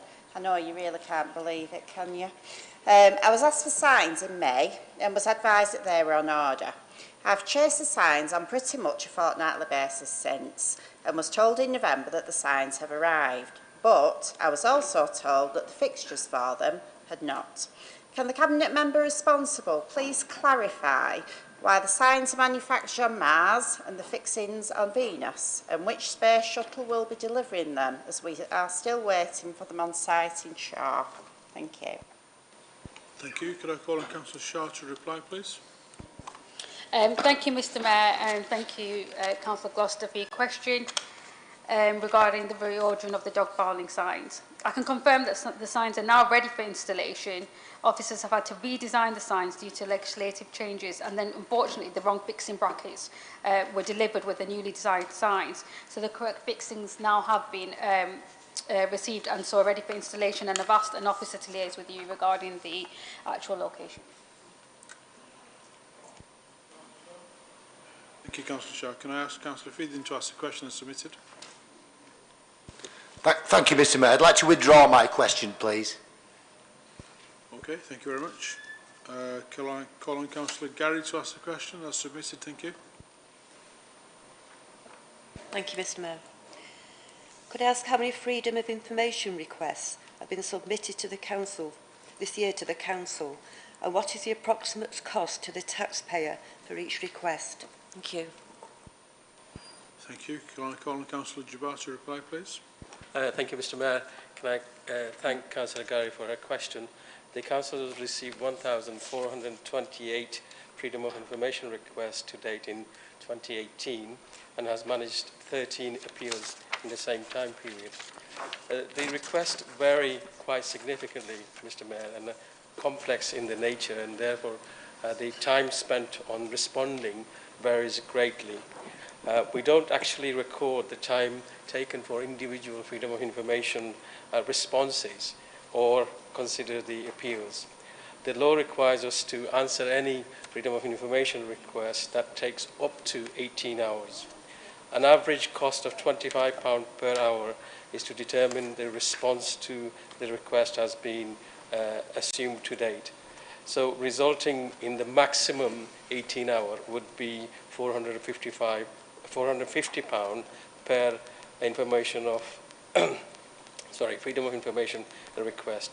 However, because of the variety and the different nature of the request, I'm unable to say whether that's the cost per request, Mr. Mayor. Thank you. Thank you very much, Councillor Jabbar, for your reply. Can I ask for Councillor Davies to ask the question as submitted? Thanks, Mr. Mayor. Could the member responsible for housing please give an update on the Burn and Bed initiative for rough sleepers? I work very closely with various sectors, housing, council, voluntary sector, on this. And after some teething issues, there seems to be some significant progress being made. And can I personally thank all, because there are a lot of people in Oldham that have somewhere to sleep and have a wash of an evening. Thank you. Thank you very much. Can I call on Councillor Roberts to reply? Thank you. Thank you, Mr Mayor, and thank you, Councillor Davis, for your question. Since launching on the 1st of November, a bed for every night has accommodated 30 people who are either sleeping rough or at risk of doing so in Oldham. A dedicated night shelter is run by DePaul, which can house up to 10 men, and this has been set up at the Oldham fire station, providing a bed, food and a hot shower. The opening was delayed by a few days to allow health and safety checks to be carried out, but is now fully operational and being well used. On an average of 9 men are sleeping there every night. A local housing provider, Yale Housing, has also opened their town centre office as a daytime hub for people who are using the night shelter, so they have somewhere to go during the day. For female rough sleepers, provision is being made available in our existing supported housing schemes, and for couples, we're providing bed and breakfast accommodation. Feedback about the night shelter and the support offered has been positive, and we're pleased to report, or I'm pleased to report, that 10 people have already been successfully moved out of this temporary accommodation into permanent or more permanent accommodation, something that is more suitable in the long term. I'd like to thank everyone who has contributed to the Mayor's Fund, which has allowed us to put this shelter in place, and as well as thanking everybody who's contributed to making it successful so far. Thank you very much. I was at Yale Housing Association's hub today, and what a superb service they provide, you know, which is for the vulnerable people, so they do really provide an exceptional service to our colleagues. So, Councillor Heffernan, you have questions, sir, please? Thank you. Thank you, Mr Mayor. Taxi and private hire drivers convicted of serious offences which could be banned across Yorkshire under proposals that would see Bradford, Calderdale, Leeds, Kirklees, Wakefield and York councils agree a common legal position. Does the relevant Cabinet member feel that this is a good idea in Greater Manchester, and if so, would this council be prepared to lead on this proposal with other GM local authorities and the GM Mayor's office? It is rather stupid, Mr Mayor, that you can get away literally with serious offence and still drive in other areas. Thank you. Thank you for the question. I call on Councillor Shaw to respond. We are limited on time. Thank you. Thank you, Mr Mayor, and thank you, Councillor Heffernan, for a really important, raising a really important topic. Absolutely, I think it's great. I note the proposals from the Yorkshire authorities and I commend them for it because it's a really fantastic piece of work. But I can assure you that our licensing committee regularly reviews applications where people have convictions. And I can also tell you this, that our licensing manager is the chair of the Greater Manchester Licensing Network, and he's already working with Greater Manchester to unify the approach to a policy on convictions here. And what I do hope is that when this work is actually completed next year, that everybody in this chamber will endorse the work when it's published. But absolutely, I completely agree. Thank you very much. We're out of time for this particular section, so we move on to item agenda 11. Questions and observations on Cabinet minutes. 20 minutes allocated to this section. I call on Councillor Fielding to move and Councillor Shaw to second that the Council notes the minutes of the Cabinets as circulated. Do any members of the Council who are not Cabinet members have questions on these minutes? Move, Mr Mayor. Thank you. Second, Mr Mayor. Thank you.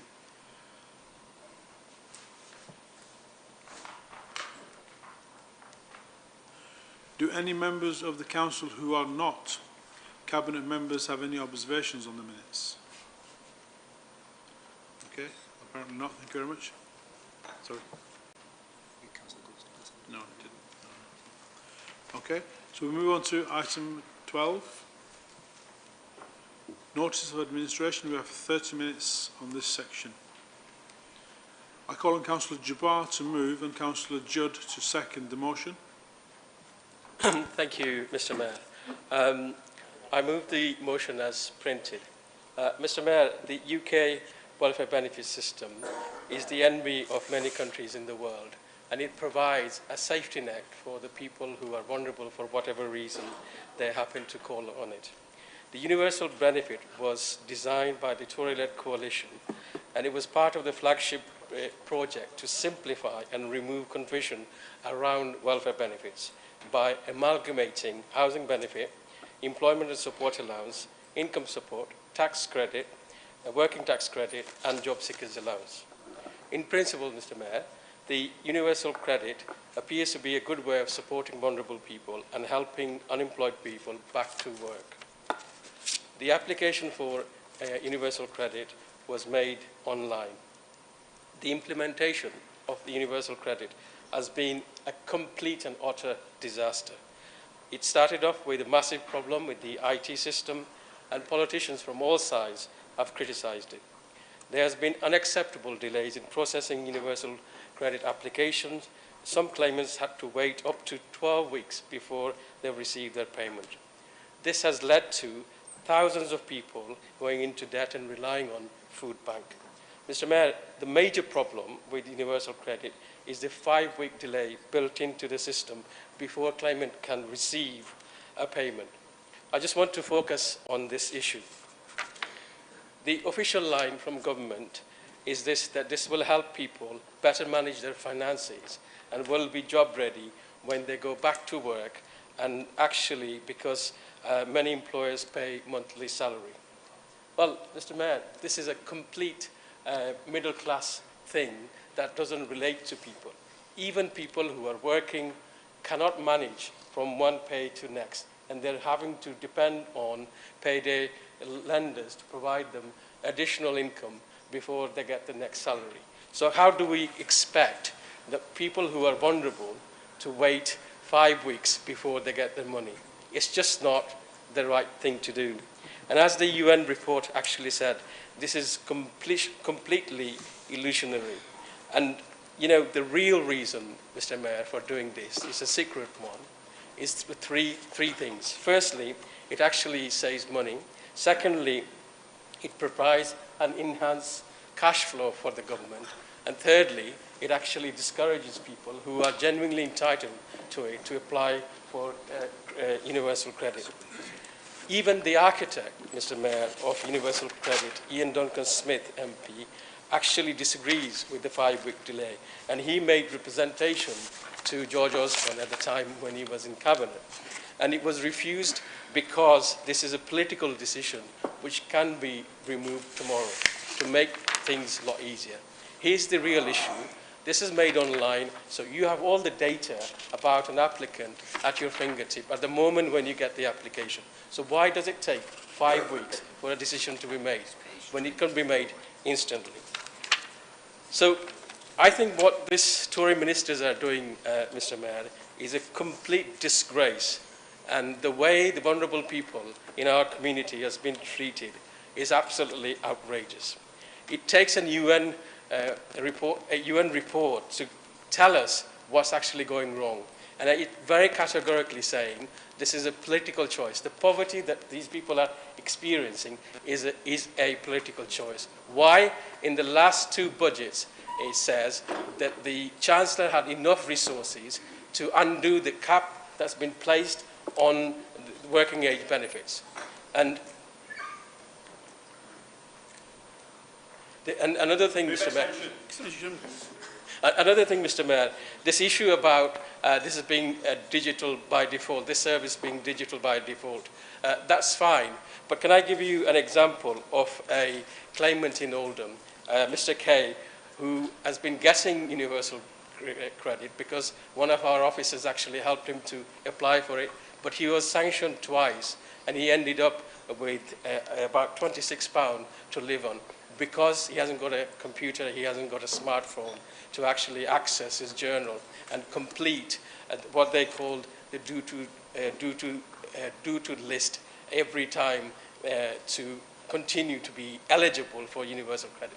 This is absolutely outrageous. This country is the 5th largest in the world, and we have enough resources, as demonstrated by the cuts the Tory government has given to millionaires and reduced the corporation tax. So, you know, I'm angered by this, that the politicians in this country have chosen to attack and actually attack the fundamental fabric of the welfare benefit system that we have. And I hope, Councillor Hudson, that you will be equally concerned about the people, thousands of people in this borough who has been penalised very badly by the cuts that your government has given, like you were with the Parish Council. Thank you, Mr. Mayor. Thank you.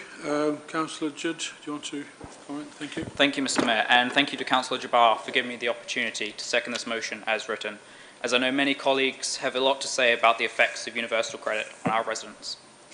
Back during the Attlee government, we set up a welfare state, and a safety net for citizens was created, made up of individual strands of support for the unemployed, for people with children, amongst several other strands which together made up that safety net. Since then, more strands have been added and adapted, removed or reformed, but a safety net remained for those in society that needed it. But now, many of those strands have been merged into one, a universal credit. We no longer have a safety net, we have a safety rope. A rope that instead of catching you, you have to try and catch. But the stark reality is that some of our residents can't catch that rope, either because their disability impairs them from doing so, or because of a digital by default system that the UN report states has built a digital barrier that effectively obstructs many individuals' access to their entitlement. 60% of those applying to universal credit needed assistance to do so. Those that manage to make a successful application then face a 5-week delay to receive their payments. That delay is killing people. They can't catch the safety rope of universal credit and instead are being driven to a very different rope. But now it looks like the government is facing up to its failures, and the current Secretary of State for Work and Pensions, Amber Rudd, has acknowledged, in her words, the real problems with universal credit.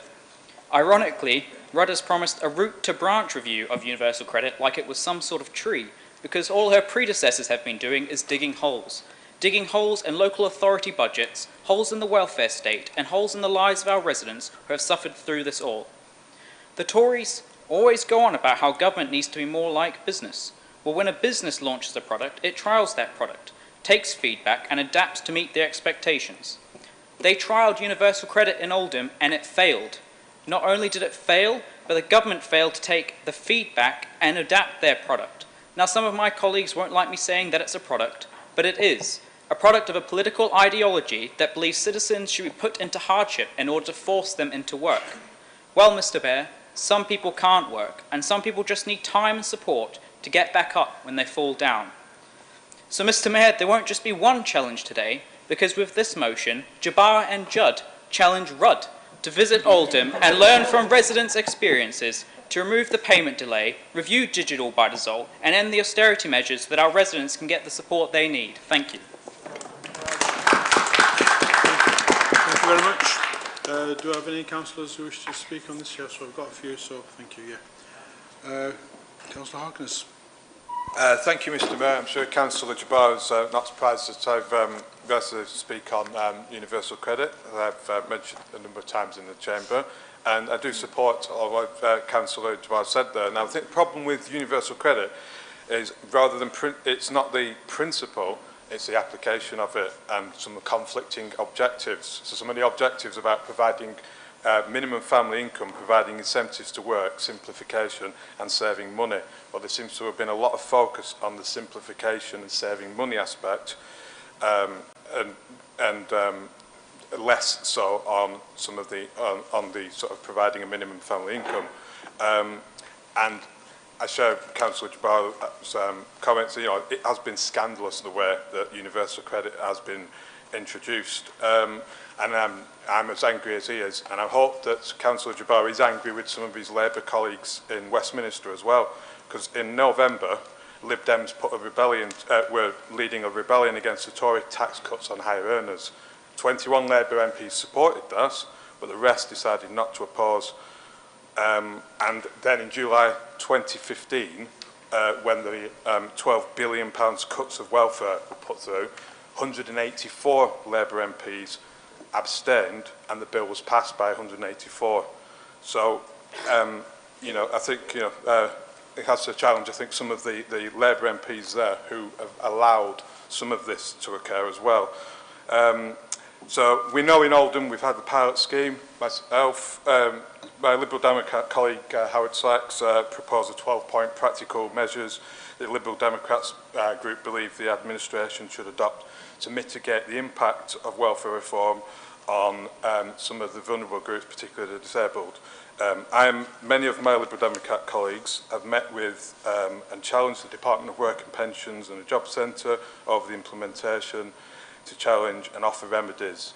So I've written to the Cabinet members on a few occasions about this issue. Liberal Democrat members in this chamber have proposed bespoke packages for the most vulnerable people, helping those with dyslexia, autism and mental health through the universal credit process. There's been a problem hitting people hard because of an overzealous regime which seeks to sanction people first and ask questions later. Now, I met with the Tameside and Oldham Mind team to discuss what could be done to support claimants with a history of mental health. They were being particular people that were being sanctioned when they were unable to comply with conditions that accompanied their benefits. So a pilot project for claimants was introduced, hopefully results in less ESA claimants being sanctioned in Oldham, and universal credit claimants being sanctioned as well. This, and we should look at other vulnerable claimants as well on similar schemes.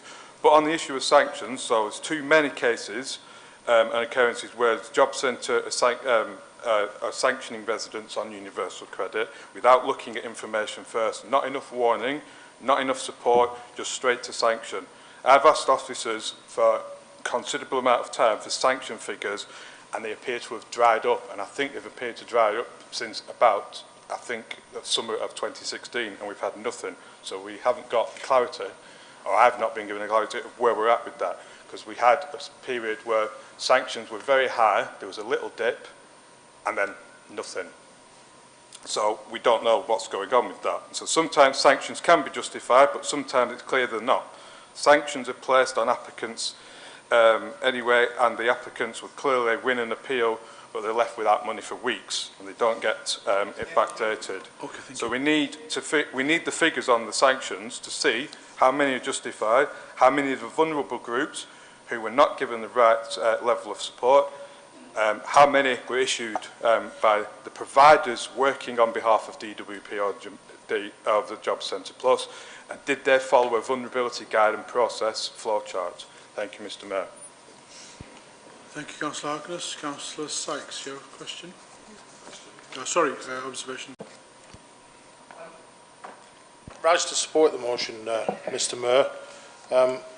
Increasingly so, and I'm sure I'm like other councillors, you get people who come to us, one, because we're available and contactable, who are experiencing real difficulties with universal credit. There's a couple of things just to consider. The principle of it, I think most people were signed up to. But what happened was there's not enough money in the system, so we lumped it all together, then we take a bit of money out, and then we wonder why it doesn't work. If anything, to introduce this, at the start, it would have needed more money than every other benefit it corralled together in terms of trying to make it simpler for people. Because if some of us remember, seems a long time ago, the pre-universal credit period, whereas knowing what benefits you were entitled to, I tell you, you could have sat around on Mastermind knowing it, because it wasn't straightforward.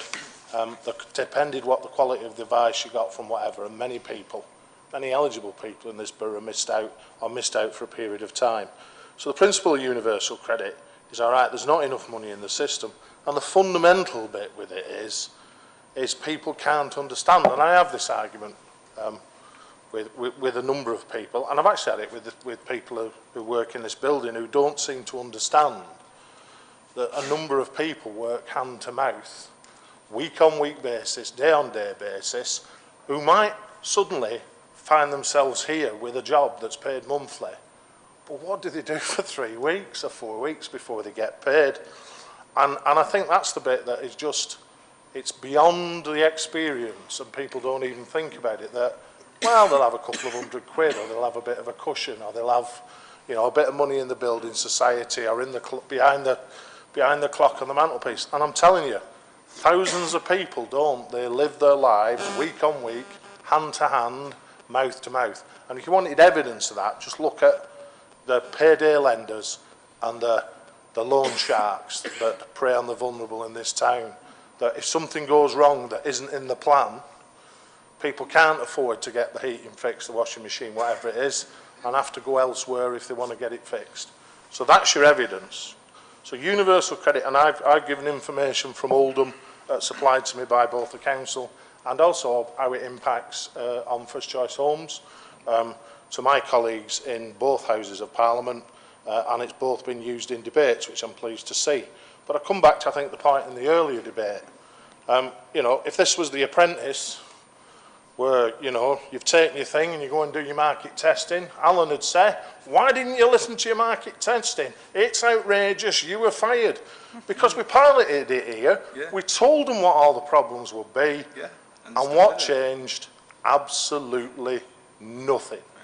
And now colleagues elsewhere who are beginning to roll it out are experiencing what we experienced, and they're saying, well, what's it like in your patch? I said, well, I'll tell you what it's like. It's just like it was in the pilot 2 years ago, and there's the evidence, bang.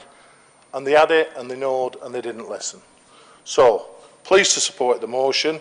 I'll be glad to see the rumble in the jungle when What's-It comes and takes What's-It on, and she comes here, assuming she still is the minister and is still as responsible for that. But there we are. So we've dealt with the issues of just the delay, and then I suppose the other issue is sanctions. But the bit that really gets me the angriest about this is some of the people who struggle with the technology. And I've tried to help some of these people, and do you know what? I struggle to do all this on a mobile phone. I struggle to do it on a mobile phone, and I'm, you know, probably my kids think I'm a dinosaur, but I'm not, you know, and trying to do everything you have to do to qualify on your job seekers and make sure you don't fall foul, and then you've got to spot an alert and whatever. For people who know what they're up to is hard enough.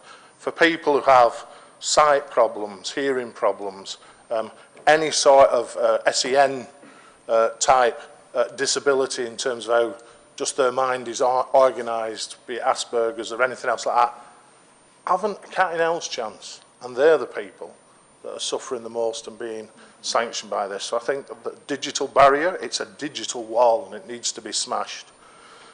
I'm all for doing things without bits of paper, but for some people they need people and paper, and it needs to be explained to them, and they need somebody to talk them through the process.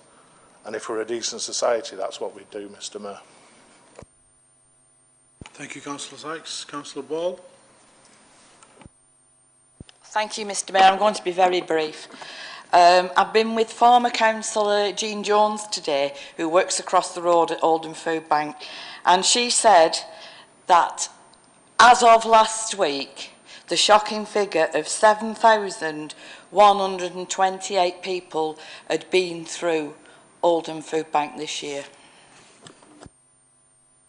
Thank you. Quite astronomical figures. I was there a couple of weeks ago just having a walk around, and they provide a superb service, and they can, you know, seeking every person's help. So do have a think about helping them. Okay, Councillor Jakes, you have a comment? Thank you. These are certainly strange times we live in. I've been watching TV and listening to the radio today to hear people express their sympathy for Theresa May over the difficulties and the stress that she finds herself in by being let down by members of her party. Well, don't you dare feel sorry for this particular woman. This government has let down thousands of people. Do you remember her inaugural speech about helping those people who are just about managing? I do. Well, she's certainly impacted upon those people. They can no longer manage. They've left them in a far worse position than ever before due to her policies on universal credit. People are left without any financial support for 6 weeks and beyond without an effective safety net. This is a callous, vindictive and punitive policy aimed at the most vulnerable in our society. These people on universal credit who live in our borough are facing unimaginable stress and anxiety, not poor old Teresa.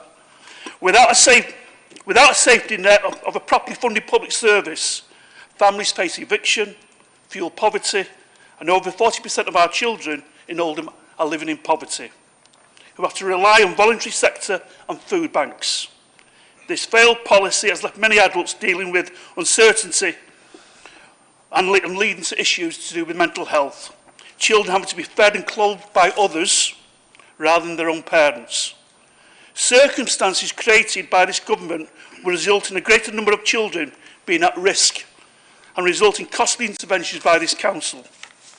Instead of having one drop of sympathy for Theresa May, use your energies in removing this damaging government and its Victorian policies, which on current form could possibly find a use for our obsolete mills and turn them into poorhouses. Thank you, Mr Mayor.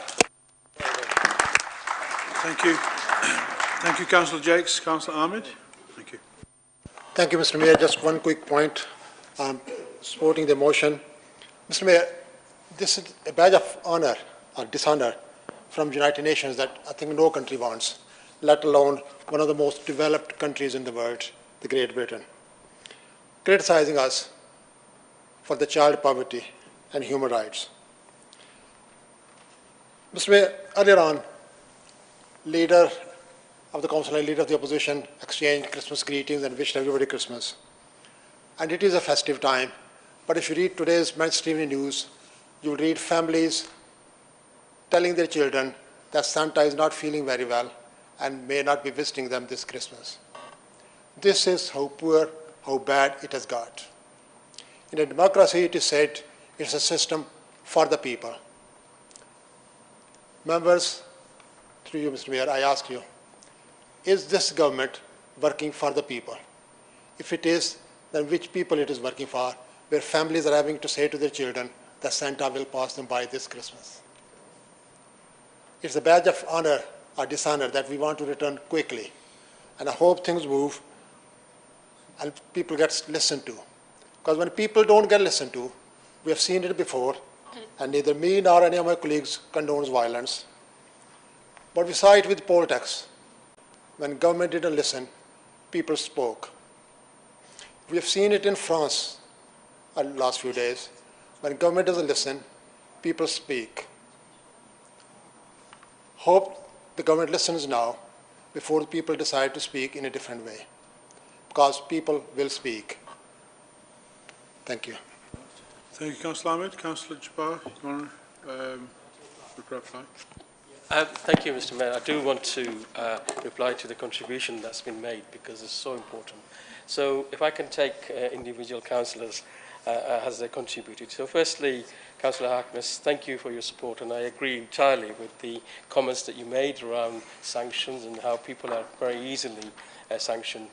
But can I just say that the Labour Party is committed to scrapping universal credit, and let's hope, as Councillor Jake said, that we are in government as soon as possible so we can deal with this. But I wanted also to remind you that the coalition government was responsible for introducing universal credit, and your party was part of that coalition.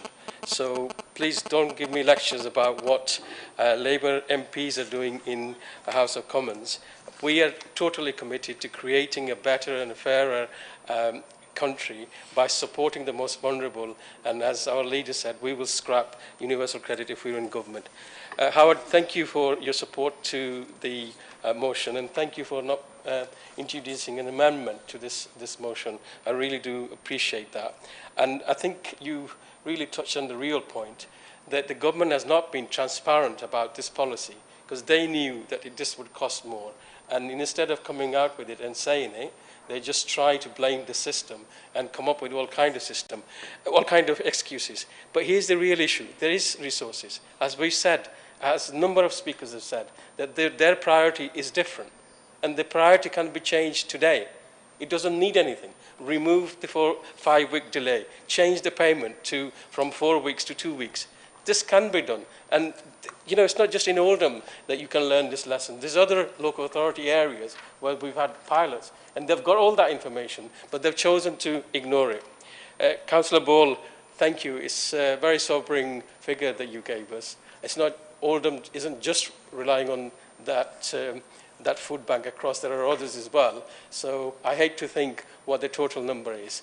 And it's honestly, it absolutely angers me that in 21st century Britain, that we're able to give tax breaks to millionaires, but not look after the very vulnerable people in our society. Councillor Jakes, I agree with everything you said. And Councillor Ahmed, a long-standing councillor, has made a very emotional contribution at a time when people are looking forward to celebrating with their kids an annual event, and they can't do it because they haven't got the money. My goodness me, you know, this country, we're better than that, and we need to refocus on our priorities. Thank you to everyone who's contributed, and I hope everyone will support this motion. Thank you, Mr. Mayor. Thank you. So we'll move on to the vote. All those in favour of the motion? That's unanimous. Nope. Okay. Yeah. Fine. Any abstentions? That's carried. So we've got about 5 minutes for the second motion. I call on Councillor Raymond to move and Councillor Stresson to second the motion. Thank you. Thank you, Mr. Mayor. I rise to move this motion on gender-based violence. Mr. Mayor, it doesn't give me any comfort to be moving this resolution this evening. As a citizen of this country and of this great nation, we should aspire to be beacon and flag bearers of civilization, equality and personal conduct, showing the rest of the world on how to treat each other with respect and harmony. And yet, I'm stood here this evening to raise the very serious issue of gender-based violence, which is endemic in our society. Let's look at some of the statistics on violence against women in the United Kingdom. 2 women, Mr. Mayor, each week are killed by their current or former partners. Domestic violence, 6 out of 7 victims are women. 9 out of 10 defendants are men. 20% of women have experienced sexual assault. 1.3 million women aged between 16 to 59 experienced domestic abuse in the UK last year. 1 in 4 women in the UK will experience domestic violence in their lifetime. Refuge, who support women and children who are victims of domestic violence, found that 25% of their clients had felt suicidal at one time or another. In 2014, Forced Marriage Unit gave advice or support to 1,267 possible forced marriage cases. 137,000 women and girls living in England and Wales have experienced female genital mutilation. More locally, Mr. Mayor, 27 women were murdered by their partners in Greater Manchester last year alone. Across Greater Manchester, reported sexual offences increased by 44% between 2016 to 2017 to over 9,000 cases.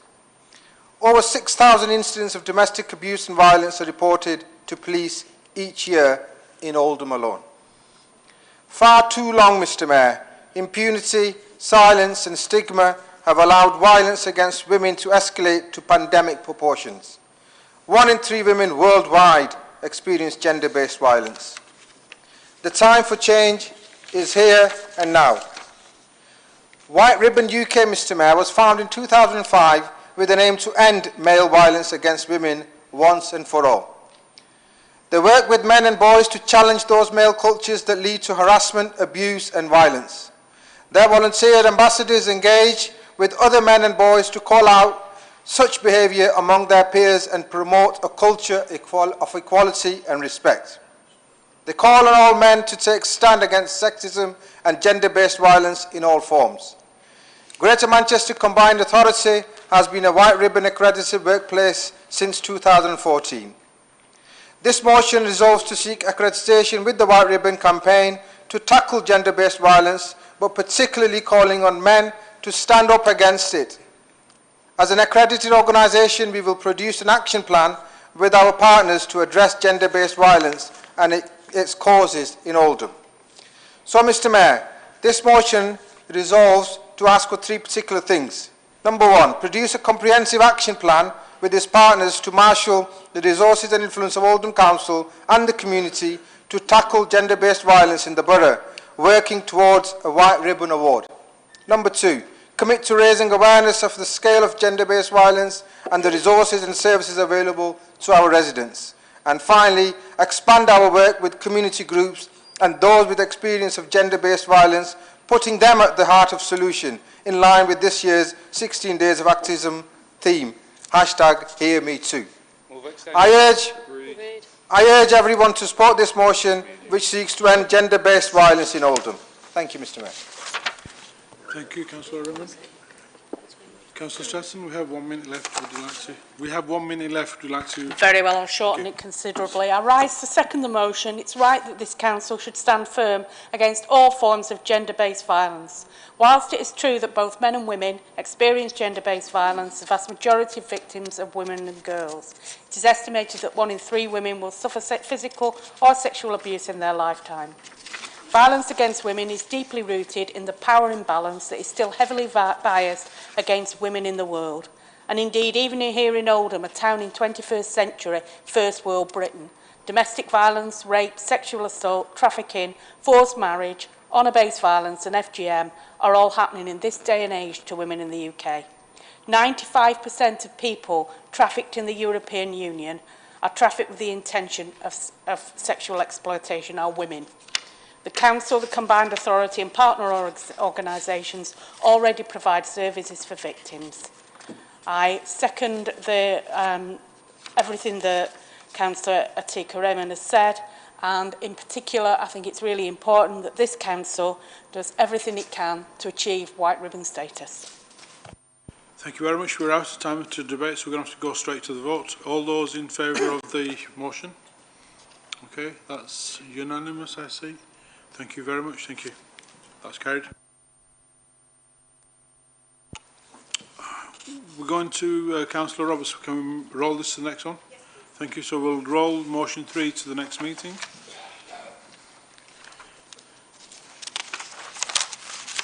Move on to item number 13. Notice of opposition business.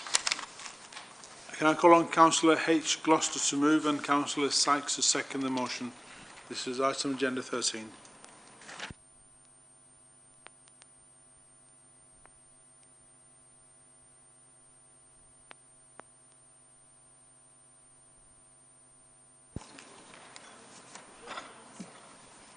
Item agenda 13.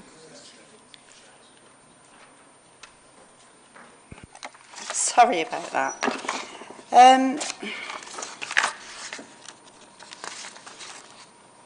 I've got all my papers mixed up. Just bear with me 1 second. Page 30 on the script.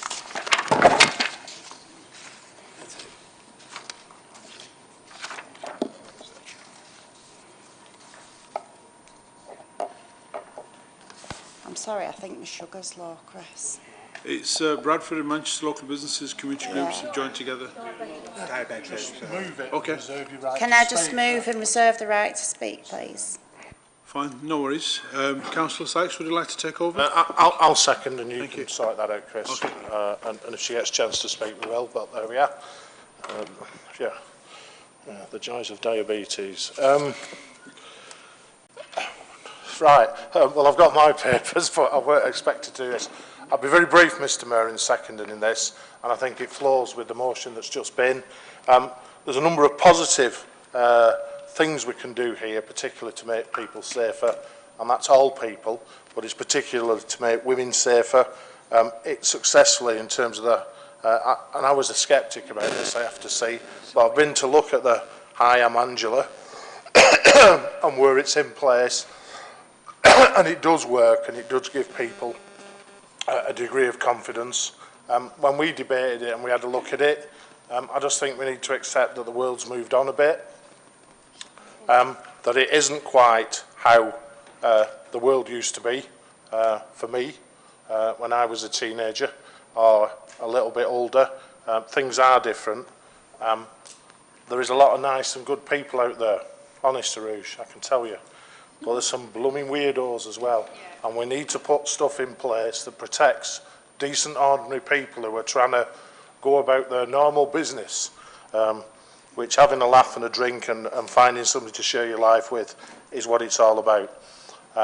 So that's the stuff about Ask Angela, so I'd ask you to support that. But there's also the stuff about students. Students in terms of a section of community, just like women, disproportionately suffer from violence, abuse and whatever.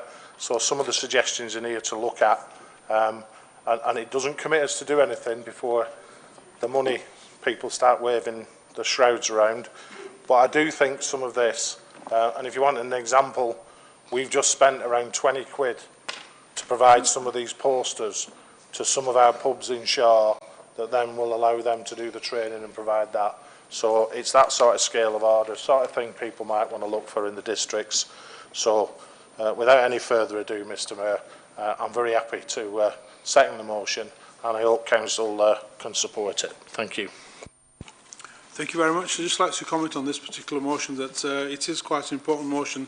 Having worked in the nightclub industry, I'm familiar with the guidelines, and it is a really important, an article, and we have colleagues who wish to comment on this. So, Councillor Shaw, thank you.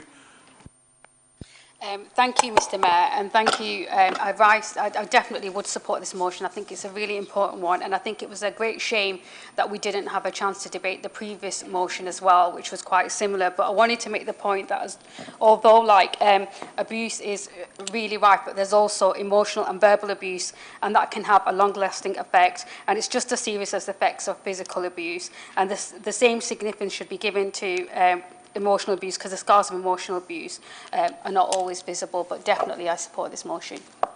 Thank you. Councillor John, thank you. Thank you very much, Mr Mayor. I fully support the motion, but I also wanted to use this opportunity to highlight some of the work done by Street Angel in Oldham, keeping Oldham Street safe. Quite few of us have volunteered with them. While we're recognizing the work done in other towns, which is very important, I think it's also important to recognize the work done by our local volunteers, which are they are going to be on the streets again on Saturday and Sunday. So, thank you. Thank you, Councillor Shuttler. Thank you. Thank you, Mr Mayor. A message to all councillors. There is a scheme within Oldham called Pub Watch. Now, I don't know how many actually attend these meetings, but there are 5 schemes throughout the borough. And I'm pleased to say that in terms of the Chadderton Pub Watch, elected members do frequently attend the meetings, and there is one in Shaw and Royton on the last Wednesday of every month at 10 o'clock in the morning, other than December. And what I want to do, Mr Mayor, is to speak specifically about the Ask for Angela scheme. Some of the wording that's here, it says, premises promoting the scheme display posters, which are usually placed in the toilets of those establishments to be discreet. Well, we're not known for being discreet in Chadderton. We are quite open about what we want to do. And Councillor Sykes has spoken about providing a number of posters to go in toilets. We went a bit further over 6 months ago, and that was to actually produce some beer mats. And we paid for 5,000 beer mats in support of the pub scheme. And on one side, it talks about banning orders now in force. Get banned from one, get banned from all. So we're sending out a message to those who frequent the pubs and who look to cause problems. And on the other side, we have, hi, I'm Angela. Not me, of course. It's on the beer mat. And he goes on to say, are you on a date that isn't working out? Do you feel like you're not in a safe situation? Is your Tinder date not who they said they were on their profile? Does it all feel a bit weird? If you go to the bar and ask for Angela, the bar staff will know you need some help getting out of your situation, and will call you a taxi or help you out discreetly without too much fuss. And that's what we pay for as Chadderton District Executive. And that was over 6 months ago. So what I would do, Mr Mayor, is urge members not just to pass this motion, but to actually play an active part in the pub watch scheme. Because it's amazing what you can hear and the information that you will get. And the person to contact is Joe Curran. And an email from him said, the agenda is predominantly focused on public safety, crime reduction and deterrent, health and protection of children from harm. Issues that I hope all members in this chamber can endorse and support. Thank you, Mr Mayor.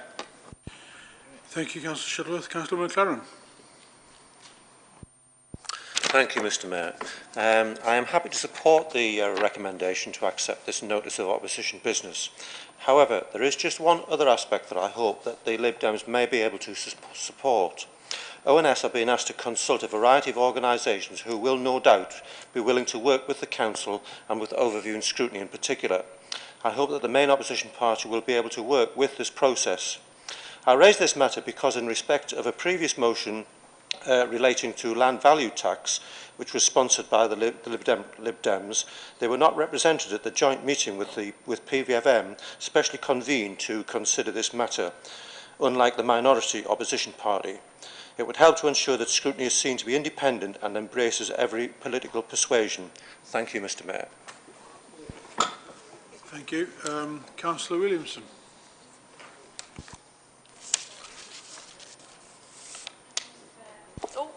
Thank you. Oldham's nighttime economy has got better. I remember when my daughter used to go into the town centre a couple of times a month and I couldn't sleep until I got a phone call home or shouting up to tell me she couldn't find her keys, which were in her hand, of course. Luckily, she only came back a couple of times without her phone or money, but not everyone is as lucky as that. Some of the scenes we saw on the TV some years ago were absolutely horrendous and terrifying. Young men and women crawling on their knees, that drunk that they didn't know where they were, getting into taxis without being sure who was driving. Thankfully, it seems this generation have got a better head on their shoulders, at least some of them. You can use as much social media, but sometimes what is needed is somewhere safe for those who feel vulnerable or unwell. Here in Oldham, we have the fabulous Oldham Street Angels, whose objective is to watch over town centre partygoers during the weekend and give a helping hand. I'd like to place on record the Liberal Democrats' thanks for those volunteers who work week in and week out to help partygoers, enjoying their evenings, offering support. Which brings me on to the next point, which is Ars Angela, which has already been mentioned. But it's an added bonus when there's a sign in the toilet reminding you that you can ask somebody for help. If you just feel a bit vulnerable, unsafe, or something has happened to you, people can call a friend for you, they can contact the taxi, or even, if it's serious enough, the police. Yeah, I know it does work. This is a scheme that should be incorporated into Oldham's wrap-round care package for people to stop some of that activity that happens at the weekend. Thank you, Mr Mayor. Thank you very much. Councillor Hazel Gloucester, are you okay now? I'm fine, thank you. I do apologise No worries, for that. we can just accept the printed version, or you can your opinion. To be honest, the majority of people have already said what I was going to say, so I'm just happy to let you carry on if that's fine. Thank you very much. So we've had a debate. Should we go to the vote? So can we just go straight to the vote? All those in favour of this scheme? Okay, that's unanimous. Thank you very much. Thank you. So that's carried. Motion 2. Can I call on Councillor Murphy to move and Councillor Heffernan to second the motion? Thank you, Mr Mayor. The Oldham Liberal Democrats are opposing government changes to planning procedure on fracking matters. The Conservative government is quite simply trying to circumvent established local planning procedure because they know that fracking is simply not popular with either councils or the public. I'm not a big fan of fracking. It's a short-term solution to a long-term problem, I know it's a dirty word, but I think nuclear is the way forward, but that's a tale for a different day. Recent fracking activities on the Flyde coast have demonstrated that there are public health issues with fracking activities.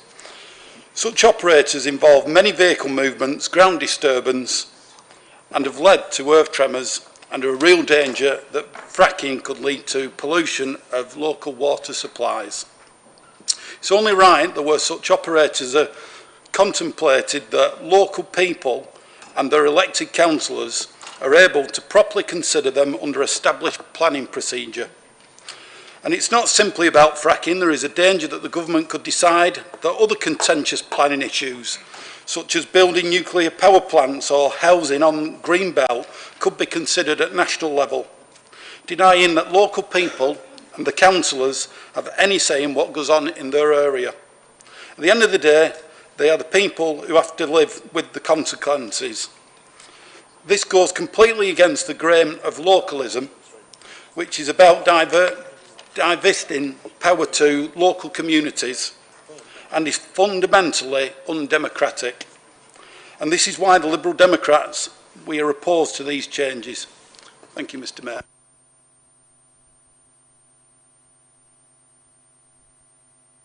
Thank you very much. Councillor Heffernan. Thank you, Mr. Mayor. I rise to second this motion. In the Tory manifesto of 2010, they promised to review the planning rules. The translation of that into basic English will make it easier for developers and stop local councils interfering. Our supporters and donors are more important to us with their profits. This promise was reiterated in 2015, hidden behind a promise of a disastrous referendum, so it wasn't noticed. The idea is to move fracking into permitted development, a development with a low environmental impact, particularly intended for things like a porch on your house or a small extension. So you can have a 1 metre square porch and Quadrilla can have a fracking site. That's a permitted development. It's not as if you can hardly notice their development on Preston New Road, can you? And it's very interesting that they started work again yesterday and they already had one 18-hour delay because of earth tremors. But it's all right. The government put unnecessary restrictions on. They wanted to be advised when the tremors were very low. The tremors very low can still damage your house. You may not feel them, but your foundations might. There's no question about that. Earth tremors are earth tremors. The company actually stated about the boost to local economy and local people. They employ on that site 26 full-time employees. Not such a massive boost for the local economy in that. Most of those jobs are very highly specialised, and your next door neighbour is not going to be the one who's applying for it because they won't have had the training. The government moves also include having shale gas production in the National Significant Infrastructure Programmes regime. Difficult to get out that. Such decisions give power to central government and not local councils. For me, that doesn't seem very close to the localism we've been promised. And this is from a government who include your party, the Labour Party, of being centralist. You're centralist, but we'll take the rights away from you to have major decisions. Not quite as honest. We're told there's no shale deposits in Oldham. I think the leader said that at the last meeting. Well, what were the test drillings in Saddleworth off the A62 looking for about 20 to 30 years ago? It wasn't coal. The coal deposits, coal reserves are well mapped. What was it? They came with very vague statements on what they were drilling for, and they left with no report on what they'd found. So whether they found anything else, we don't know. It was all very hush-hush. So now might just be the time to get suspicious. This is a deliberate policy of the government to take much power as possible away from local people who know what about their locality and give it to faceless bureaucrats in Westminster. I was a bureaucrat, but I was in Oldham. I dealt with local people. I met the ones from Westminster. Please support this motion. Thank you, Mr. Mayor. Thank you very much. I would like to digress slightly. The vote has been cast at Westminster and it's been rejected by 217. So Theresa May is still... Yeah.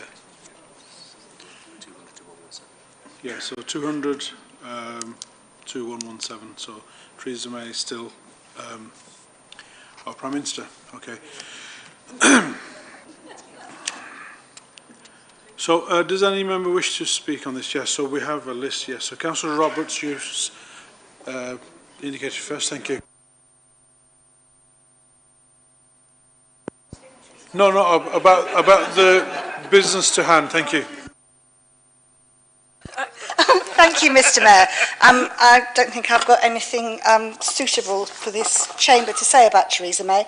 So, I'd like to reassure councillors and residents that it's actually quite unlikely that we'll receive an application for licence to frack in Oldham because we're kind of on the edge of the viable area and high costs and low returns do make that unlikely. But then, hey, who would have thought we'd be here where we are with Brexit to date? So, nonetheless, it is true that in Oldham we do have companies that are involved in the process of fracking, that they produce machinery and tools and so on for it. And clearly this is something as an issue of fracking that we would need to return to when we consider the local plan. And I think in terms of debating the merits or otherwise of fracking, it's not something I personally support. That's the right place to have that debate. In terms of the principle of this motion, however, I would like to support the principle that local planning decisions should be made locally and by locally accountable politicians. The government proposal for applications on fracking to be decided by the Secretary of State is a bad principle and not one that we should support, but is one that I think we have come to expect from this government, which removes powers from locally elected and accountable councillors and centralises them in Whitehall. The debacle and the complete mishmash that is now our national education system just bears witness to that and to the kind of way that they go about things. And I think that the whole debate about our planning powers and what we can retain and what we need to do to retain them is another issue that we will have to come and look at again when we address the whole issue of the implications of the government's new housing test for Oldham and whether or not we are able to meet the numbers in that test, because one of the penalties that's applied if we don't enable enough homes to be built is that the government will take our planning powers away from us. So this example that's given in the motion today is just that. It's an example of the way that the government intends to go about centralising, maybe even nationalising our planning process. So I think it is important for us to support this motion. It's an important point of principle that decisions like this should be taken locally, although given the chaos that currently reigns at Westminster, it will be very interesting to know who will be the Secretary of State that replies to our letter. Thank you, Councillor Roberts. Councillor Bashworth. Thanks, Mr Mayor. Yeah, I support this. I'm not a fan of fracking either. And I actually think Councillor Murphy's right. I think nuclear is our long-term viable. But that's for another day, as you quite rightly say. I don't think we'll see any fracking. I don't think we'll see fracking on Oldham Edge of Dunwell Park any time soon. But I think Councillor Roberts has just said it's the principle behind having the planning powers taken away. We're all very worried about the numbers that the government are forcing on local authorities for housing. Unfeasibly large numbers, I think is true to say. And that could well be a backdoor for the government. They know that some councils are going to fail to deliver these numbers. And hey, what did Mr Javid say when he was Home Secretary last March? He said if any NIMBY councils don't meet these targets, they'll have the planning powers taken away. So, you know, there may be some conspiracy theory there, Derek, rather than drilling on Saddleworth Moors. So, yeah, it's important that we do support this. And obviously, I certainly support it. And we need to be very suspicious of anything that comes out of that circus in Westminster at the moment. Thank you. Thank you, Councillor Bashworth. And that wasn't me, by the way, who made that NIMBYism comment. It was somebody else. Councillor Sykes. Thank you, Mr Mayor. I can't quite understand why some colleagues are having a love-in with nuclear power, but that, like you say, is a debate for a different time. The most unproven bit of technology for generating electricity this country's ever built, but very effective at building weapons. Might tell you where I stand on it, just in case you were wondering. Very important to do this. I accept that it's unlikely we're going to get fracking in Oldham, but it's the principle of local planning decisions made. So let's suppose somebody comes up with some technology for extracting something from old coal workings and decides that's not a local planning matter. Just imagine how that would cause havoc in this borough, with a number of different places where we've got former coal workings, whether they're under the ground, like we've got them in Shaw, or whether they're near the surface in areas that are now SSIs and places like that. So I think the principle is about local planning, and if it's hard and it's a bit tricky, well, so what? Convince us of the arguments. But just because it's a bit difficult, or you might not like the answer. And of course, there is the planning appeal process. So let's not forget that if the local planning committee decides, you know, it's still stacked in the developer's favour. The preclusion is for development, not for not development. So there is always the appeal process after. I just think it's very dangerous to start taking powers away. And in terms of the public then understanding, well, what does the local planning committee do? So it does that, but it doesn't do this. That's allowed. I don't need planning permission for that. Already with those changes that I think my colleague Councillor Heffernan hinted at, where you don't need anything for a porch or whatever, has caused some interesting debates between neighbours and people knocking on my door wanting to know why hasn't the council let me know? Because actually they don't need permission and it's not the council's job, and you need to go and see somebody else in terms of that. So hopefully we can all support this, Mr Mayor, because this is about the planning process, not about the particular thing itself. Thank you. Thank you very much. So if there's nobody else wanting to talk, will Councillor Murphy, do you want to have a right to reply? Just like to say thank you to members of the Chamber supporting the motion. I think there's some key words being used, Councillor Roberts. Unlikely. It's not set in stone. It is a possibility. Councillor Bashworth, don't think so. Both them words are not set in stone for me. So we get this motion in, get it into where it needs to be. I think we'll move a step forward to retaining local powers. I'd just like to say thank you for singing all off the same hymn sheet. Thank you. So we'd like to go to the vote. All those in favour of the motion? Okay, that's unanimous. No abstentions. Thank you. That's carried. Thank you. So we've got 3 minutes for the next motion. Councillor Gloucester, do you want to roll it forward, or do you want? Yeah, Mr Mayor, thanks. Yeah, we'll go ahead with it. I'll speak very quickly. So the key point of this motion is that the government is looking to phase out the public health grants by 2020-21 and to replace this with funding via business rates retention. The Public Health Grants Fund, vital services and functions largely delivered by local authorities to prevent ill health, reduce the burden on the NHS and also reduce the burden on local authorities. We, as an authority, have invested heavily in preventative education. 4 in 10 cancers are preventable. Smoking accounts for 80,000 early deaths every year. Obesity and alcohol for 30,000 and 7,000 respectively. And smoking, alcohol abuse and obesity all increase the risk of cancer, diabetes, lung and heart conditions, poor mental health and create a subsequent burden on health and social care. So, in 1819 and 1920, every local authority will have less to spend on public health. We cannot ignore these cuts. As we're often told in Oldham, it's an area of high deprivation, and high deprivation means worse health outcomes for people, particularly in those more deprived areas. It's an absolute false economy to take money away from preventative measures. Demands on public services increase. People that are in work lose work days. There's increased sickness. There's loss of productivity. And basically, it just becomes a spiralling cycle and gets worse and worse. I'm sure Councillor Chouhan will have heard the phrase, an apple a day, but what I'm more likely to say is our message is prevention is better than a cure, and we need the money to be maintained for prevention, so I would ask that you support us in this motion. Thank you. Thank you very much. Councillor Harkness, do you wish to comment? Thank you. Thank you, Mr Mayor. So I do like to second this motion. Public health grants are vital to preventing ill health and the burden on the NHS.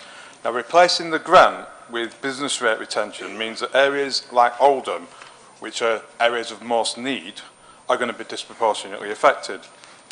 We'll not raise enough money through business rates to compensate for that.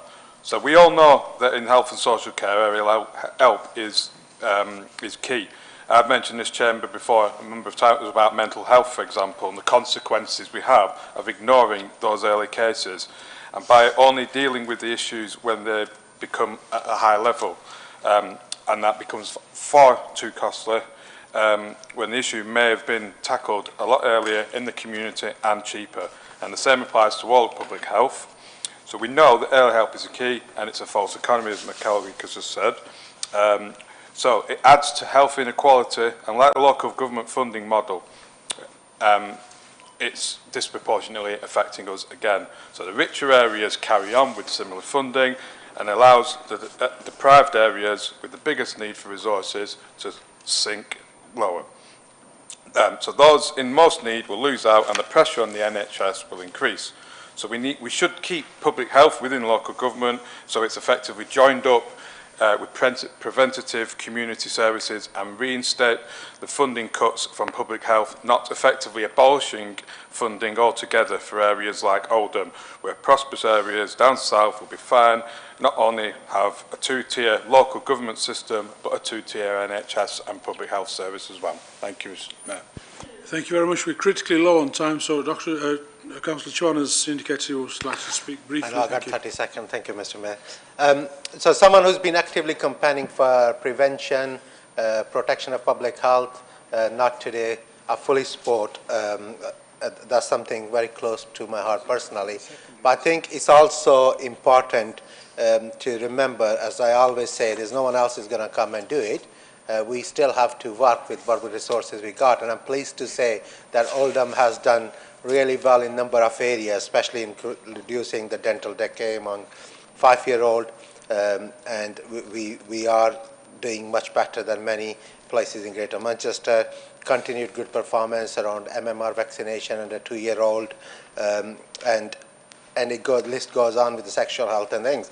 And we got some exciting plans around public health impact assessment, which this chamber approved in our last full council, looking at what NHS health check means for people of Oldham to reduce some of the health inequalities. And obviously any money will help us to do even better. So I fully support this motion. Thank you. Thank you very much. Can we go straight to the vote? Or not yet? Councillor Gloucester, would you like to reply? No, I'd just like to thank the council for their support. Thank you. Can we go straight to the... Point of order, Mr. Mayor. In order for us to vote on this motion, does it not have to be seconded first? It has been seconded. It has been seconded. I think you might have been out of the room. Yeah. Okay, so all those in favour of this motion, please, hands up. Okay. Unanimous. Thank you very much. Thank you. Okay, that's carried. Thank you.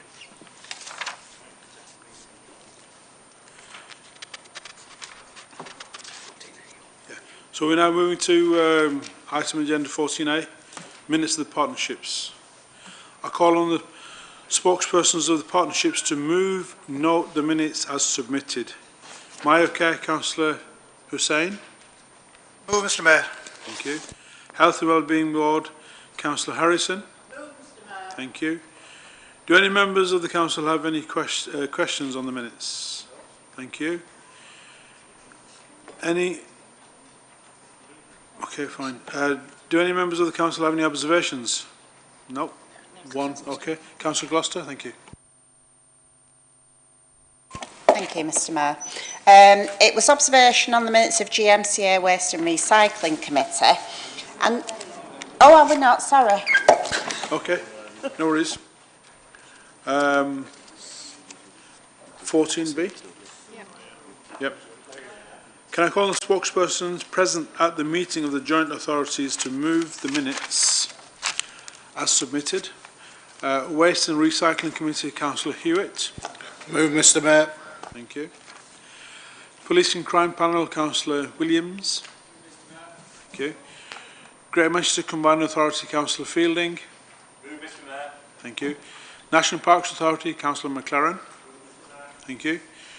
Transport for Greater Manchester, Councillor Alexander. Move, Mr. Mayor. Thank you.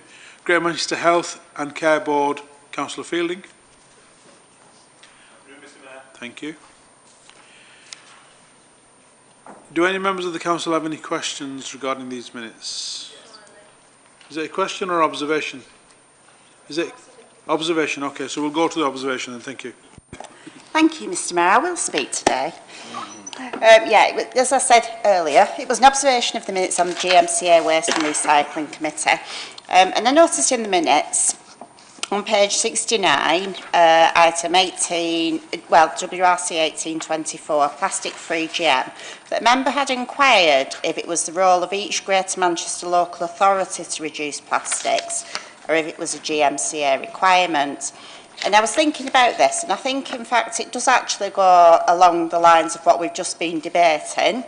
And surely local authorities know the communities better than GMCA and should really have the responsibility to develop schemes to reduce plastics that are built on the knowledge of their communities.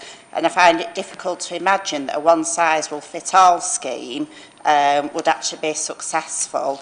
And, you know, it's just something that I thought about and an observation that I made. Thank you. Thank you very much. Councillor Sheldon. Thank you, Mr. Mayor.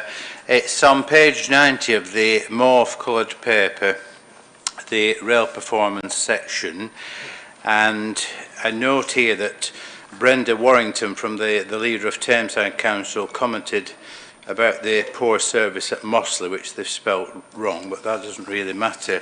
I'm disappointed that our council leader did not mention the poor service at Greenfield railway station.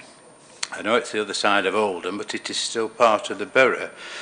This poor service is still ongoing and causing disruption to passengers daily travelling to work or shop in Manchester or Huddersfield. So please don't forget Greenfield Station. It's something that we really want to promote and get the cars off the road, get the people on the trains. Thank you. Thank you very much. And Councillor Sykes. Thank you, Mr. Mayor. I can assure Councillor Sheldon that in my role as a member of Transport for Greater Manchester, there is never an opportunity I'm turning into the Greenfield Station bore. I can assure you, in terms of the important issues there. Not why I wanted to speak, Mr. Mayor. Two things. First of all, I can't resist and I hope you don't get upset, Stephen. Police and Crime panel meeting, 30th of October. We've referred to other things in this chamber. There's been other meetings this week. So there you are, Police and Crime panel meeting. You look there, big guns, Chief Constable. Yeah, you're talking about the big issues of the day, aren't they? Independent members' reflection, minutes of a meeting. Independent members' appointment process. Police precept setting process, and the police plan and crime plan. There's no issues there being talked about that are being talked about, that we've talked about in this chamber tonight, that were talked about at the DE and Community Forum in my community, the things Councillor Gloucester's thought about. I'm sure it's just a blip. But with all them people there, I'd have thought that have been really getting in their teeth into some of the issues, and and some of the issues we are desperately short of uniformed officers, PCSOs and civilian workers to do some of the things. But also, there'll be some of the issues there. So that was just a comment, and I just hope the rest of the meetings aren't that, because I just think there's a lot more work to do, and that's no reflection on our members about that. The other thing I wanted to speak to Mr Mayor was on page 92, GMCA 22218, devolution of the adult education budget. Been a long time coming, this, hasn't it? It's taken nearly forever, and has involved a lot of nervous effort. I mean, the trouble is, we've spent a lot of time about how we cut the cake up. The fundamental thing is the cake ain't big enough, and it's not particularly big enough for the demands for adult education if we are ever to upskill our workforce and give them better life chances, better houses, better jobs, better employment than we've got. Devolving it, I'm quite happy that we'll get, hopefully, a better job of it in Greater Manchester. But it's as we were, plus some other things, and will allow some other providers. But I think the totality of it, we could spend in this borough alone, never mind in the other 9, in terms of some of the essential skills and upskilling we need of our relatively not uneducated, but unqualified workforce that would allow them better access to other jobs and better employment opportunities. Thank you, Mr Mayor. Thank you very much. So those are observations. So could the relevant members reply back to, if they wish, if it's appropriate, to Councillor Gloucester's observation? Anybody want to reply back to that? It's regarding recycling waste or something along those lines. If not, we'll move on to Councillor... Sorry? Yeah? Okay, fine. Thank you, Mr Mayor. Yeah, the Greater Manchester Authority, they just overview, they work very closely with all the local authorities. Sorry, Mr Mayor. It's okay. All the local authorities work closely within Greater Manchester Waste. The Greater Manchester Waste don't dictate, they just kind of oversee the facility of taking the rubbish away. The local authorities are actually in charge of the recycling and they deal with that, so we are on board with it. Thank you. Thank you very much. So that's a reply to Councillor Gloucester's observation, and an observation to Councillor Sheldon's, I believe is the leader of the council, Councillor Fielding, regarding Greenfield and Mosley and whatever train stations. Thank you. Thank you, Mr Mayor, and thank you for the opportunity to respond to this observation question. I still don't get it, but anyway, I can assure Councillor Sheldon that I have not by any means forgotten Greenfield Station, not least because it is a key stop on the Ale Trail over to West Yorkshire, which I will be enjoying this Christmas. I have raised the matter of Greenfield Station a number of times at the Combined Authority, including the first meeting I attended at Trafford back in June. And it was picked up in the local press, in the Manchester Evening News, when I raised it. I can assure Councillor Sheldon that there is not a day goes by where there is not lobbying on behalf of the people of Oldham, the people of Saddleworth who use that station, about the poor service that we receive in Greenfield. If Councillor Sheldon would like me to make a comment in the public meeting so that is reflected in the minutes, then I'm happy to do so. Like all politicians, I love the sound of my own voice, and I will ensure that I talk about it at the next meeting on Friday. Thank you. Thank you very much. So now to Councillor Sykes' observation. Councillor Williamson and possibly Councillor Jakes, I'm not sure, but Councillor Williamson. Choose Chris's mic, Mr. Mayor. It's mine's not working. Yes, Howard, when I got there, guess what I thought? Not much going on here. So I was thinking at the time, when I first went to my first meeting, I've had 3 now, and this was the second one. So when you mentioned about the precept, you might not think that it's some kind of a big deal. We all know it is. Big police spending is a huge issue, isn't it? The last meeting we had on the 29th of November was all just about the precept, and I'm going to send everybody some facts and figures about that because that's really interesting. But I've got to tell you this, the other part of the police and crime panel work is something that Atik does, and I'm going to tag along with him to that, and that's the police crime and steering group. That does most of the nitty-gritty bit of the work, Mr. Mayor, that then feeds into what the police and crime panel does. But Howard, yeah, there's some members sitting there now turning around and saying, well, I'm going to admit, what's my exact job? So I've got there in my first meeting, and the first question I asked was, couldn't resist it one bit. And I looked straight across at the chair. I said, Chair, just tell me, what is my major responsibility? Guess what? This is it. Unbelievable. Huge responsibility. Our job, the police and crime panel members, is this: to make sure that Bev Hughes, the Deputy Mayor, does exactly what she's supposed to be doing. Is that a responsibility? What? So we have to make sure that she, the Deputy Mayor, Baroness Bev Hughes, is doing exactly what she's supposed to be doing with the regarding Andy Burnham's portfolio, and Ian Hopkins, the Chief Constable. And of course, she has a responsibility for that. Of course, Andy Burnham, as you know, has a responsibility for police and fire, and the fire element's got to come along to this. So, Howard, you know me well enough. I will, if I'm sitting there, if there's something in there that's in my head, I will not keep my mouth shut. Thank you, Mr. Mayor. Thank you very much. And to observation on page 92, GMCA education, does anybody want to reply back to that? Okay, go ahead. Thank you.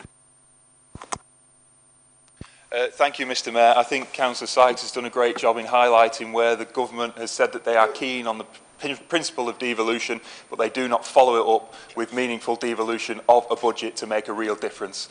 I do agree that we can spend money better when we make decisions closer to the people that they affect, but Councillor Sykes is right to highlight that the appetite for devolution in this government is not what it was and not what they claim it still is. Thank you. Thank you very much. We seem to be making leaps and bounds with time. So, item agenda 15.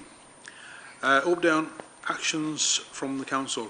Can I call on Councillor Fielding to move and Councillor Sykes to second the reports? Move, Mr. Mayor. Thank you. Second, Mr. Mayor. Does any member wish to speak? No. Thank you. Does the Council agree to the recommendations detailed within the report? Agreed. Thank you. Item agenda 16, Failsworth East by-election results and political balance update. I call on Councillor Fielding to move and Councillor Sykes to second the report. Move, Mr. Mayor. Councillor Sykes, is that okay? Thank you. Thank you. Does any member wish to speak? Thank you. Does the Council agree to the recommendations as detailed within the report? Thank you. Obviously, we're all aware of the Brexit update. I call on Councillor Fielding to move and Councillor Sykes to second the report. Move, Mr. Mayor. And even though we had something to say on it earlier in the meeting, I do think that it's important that we highlight this report. This paints a picture of the economic consequences that we will face as a result of if we go ahead with the decision to leave the European Union. And I think that what we need to not lose sight of is that we allow those who are most vocal to be considered representative of those who voted leave. Those who talk about immigration, those who talk in caps lock on Facebook and talk about sovereignty and then go on to say something that quickly reveals that they know very little about what sovereignty is or about Britain's constitution. We believe that they are representative. We make the mistake of painting all Leave voters the same. Now, Theresa May's Brexit deal, if it is accepted as a result of the confidence vote that she has won tonight, and I don't think it will be, I don't think it's over, but that is a business as usual deal. Sociologists have talked about the reasons that many people voted to leave the European Union. The pressure on public services, the failure to build housing, the failure to provide adequate, good quality education and austerity in general. Theresa May's Brexit deal, a no-deal Brexit, or dropping it all together does not address any of those issues. And so whatever the outcome, prior to the 29th of March, we need to make sure that we address the problems that were raised by those who use the Leave vote as a call for change. Thank you, Mr. Mayor. Thank you. Councillor Sykes, do you want? Thank you very much. Does any member wish to...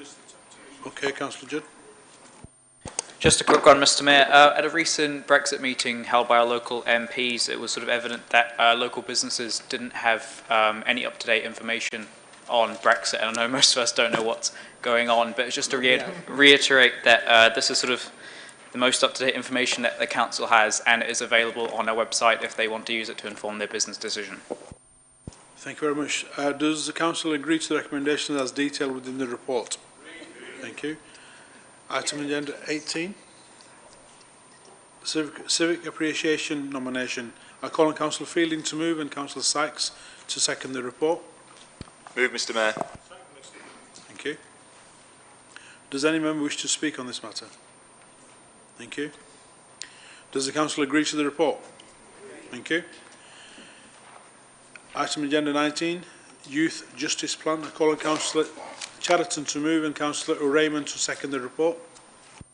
Move, Mr Mayor. I'd just like to say as well, our Youth Justice Service is contracted out by Positive Steps, as many of you know, and some of you sit on that board as well. But what's interesting about that is we are the only authority in the country and in England and Wales to contract out the service for the youth justice system. Now, 3 weeks ago, we had an Ofsted inspection, and predominantly Positive Steps had their Ofsted inspection about that service. That was found to be overall good. So I just thought, given this has come tonight, it was a good chance to bring that up and say congratulations, particularly to Positive Steps, for the excellent work that they do in the borough. Thank you. Thank you very much. I was there a couple of days ago presenting awards, and they do provide an absolute superb service. Does any member wish to speak on this? Second, Mr Mayor. Thank you very much. Thank you. Does the council agree to the report? Agreed. Thank you very much. Item agenda 20, Gambling Review Policy. I call on Councillor Fielding to move and Councillor Sykes to second. Move, Mr Mayor. I'm not too sure. Thank you. Does any member wish to speak? Thank you. Does the council agree to the recommendations as detailed within the report? Thank you very much. Item agenda 21, A Board's Policy Statement Update. I call on Councillor Fielding to move and Councillor Sykes to second the report. Move, Mr Mayor. Okay, Mr Mayor. Thank you very much. Does any member wish to speak? No, thank you. Does the council agree to the recommendations as detailed within the report? Thank you very much. Item agenda 22, Treasury Management Strategy. I call on Councillor Jabbar to move and Councillor Fielding to second the report. Move, Mr Mayor. Thank you. Second, Mr Mayor. Thank you. Does any member wish to speak? No, thank you. Does the council agree to the recommendations as detailed within the report? Thank you. Nearly there. Item agenda 23, Organisational Framework. I call on Councillor Fielding to move and Councillor Sykes to second the report. Move, Mr Mayor. Second, Mr Mayor. Thank you. Does any member wish to speak? Thank you. Does... Apologies, go ahead. Sorry, I do apologise. I appreciate that. No doubt members want to go home to see what state the country's left in and watch Sky News for a while. But actually, even though this is at the end of the council, this is a really important report, and I think this reflects the change in priorities of Oldham Council since May. We've had quite a lot of discussions internally and here as well, as we saw at the last council with the Children in Care Council coming forward for the first time. But a drive has been, under the new leader, to put children at the top of agenda in Oldham, because if we don't do it for the children of Oldham, then what is the point of us in this room? This report proposes that we basically formulate or introduce a Director of Children's Services. This will incorporate the, a Managing Director of Children's Services, which then incorporates the DCS role, which is the statutory responsibility for all children's services. And the key change here is that they will move into the senior management structure of the authority. In May, when there was a change of portfolios, I assumed the portfolio for children's services and the leader split it so we could have a single focus on children's services. And what this report allows us to do is do the same operationally as well. Because to change things, it has to come from the top down. And we've tried to do it politically, and what this is the council, and Carolyn accepting this now comes from the top down as well. So that new position will sit at the top table with Caroline and the two deputy chief executives. So I just wanted to raise that point because it's a really important point, and I welcome this report. Thank you. Thank you very much. Does the Council agree to the recommendations as detailed within the report? Thank you very much. Further to this evening's meetings, it's been quite challenging, as you're all aware, and I'll be seeking further guidance as regards to the disturbance we've had today, and we'll be hopefully seeking a speedy resolution so that this disruption doesn't happen again. I'm sure we all agree that we can do without this. And that concludes the meeting for this evening, and happy Christmas and a Merry New Year, and have a safe, thank you. But I'll be working on Christmas Day, by the way, thank you.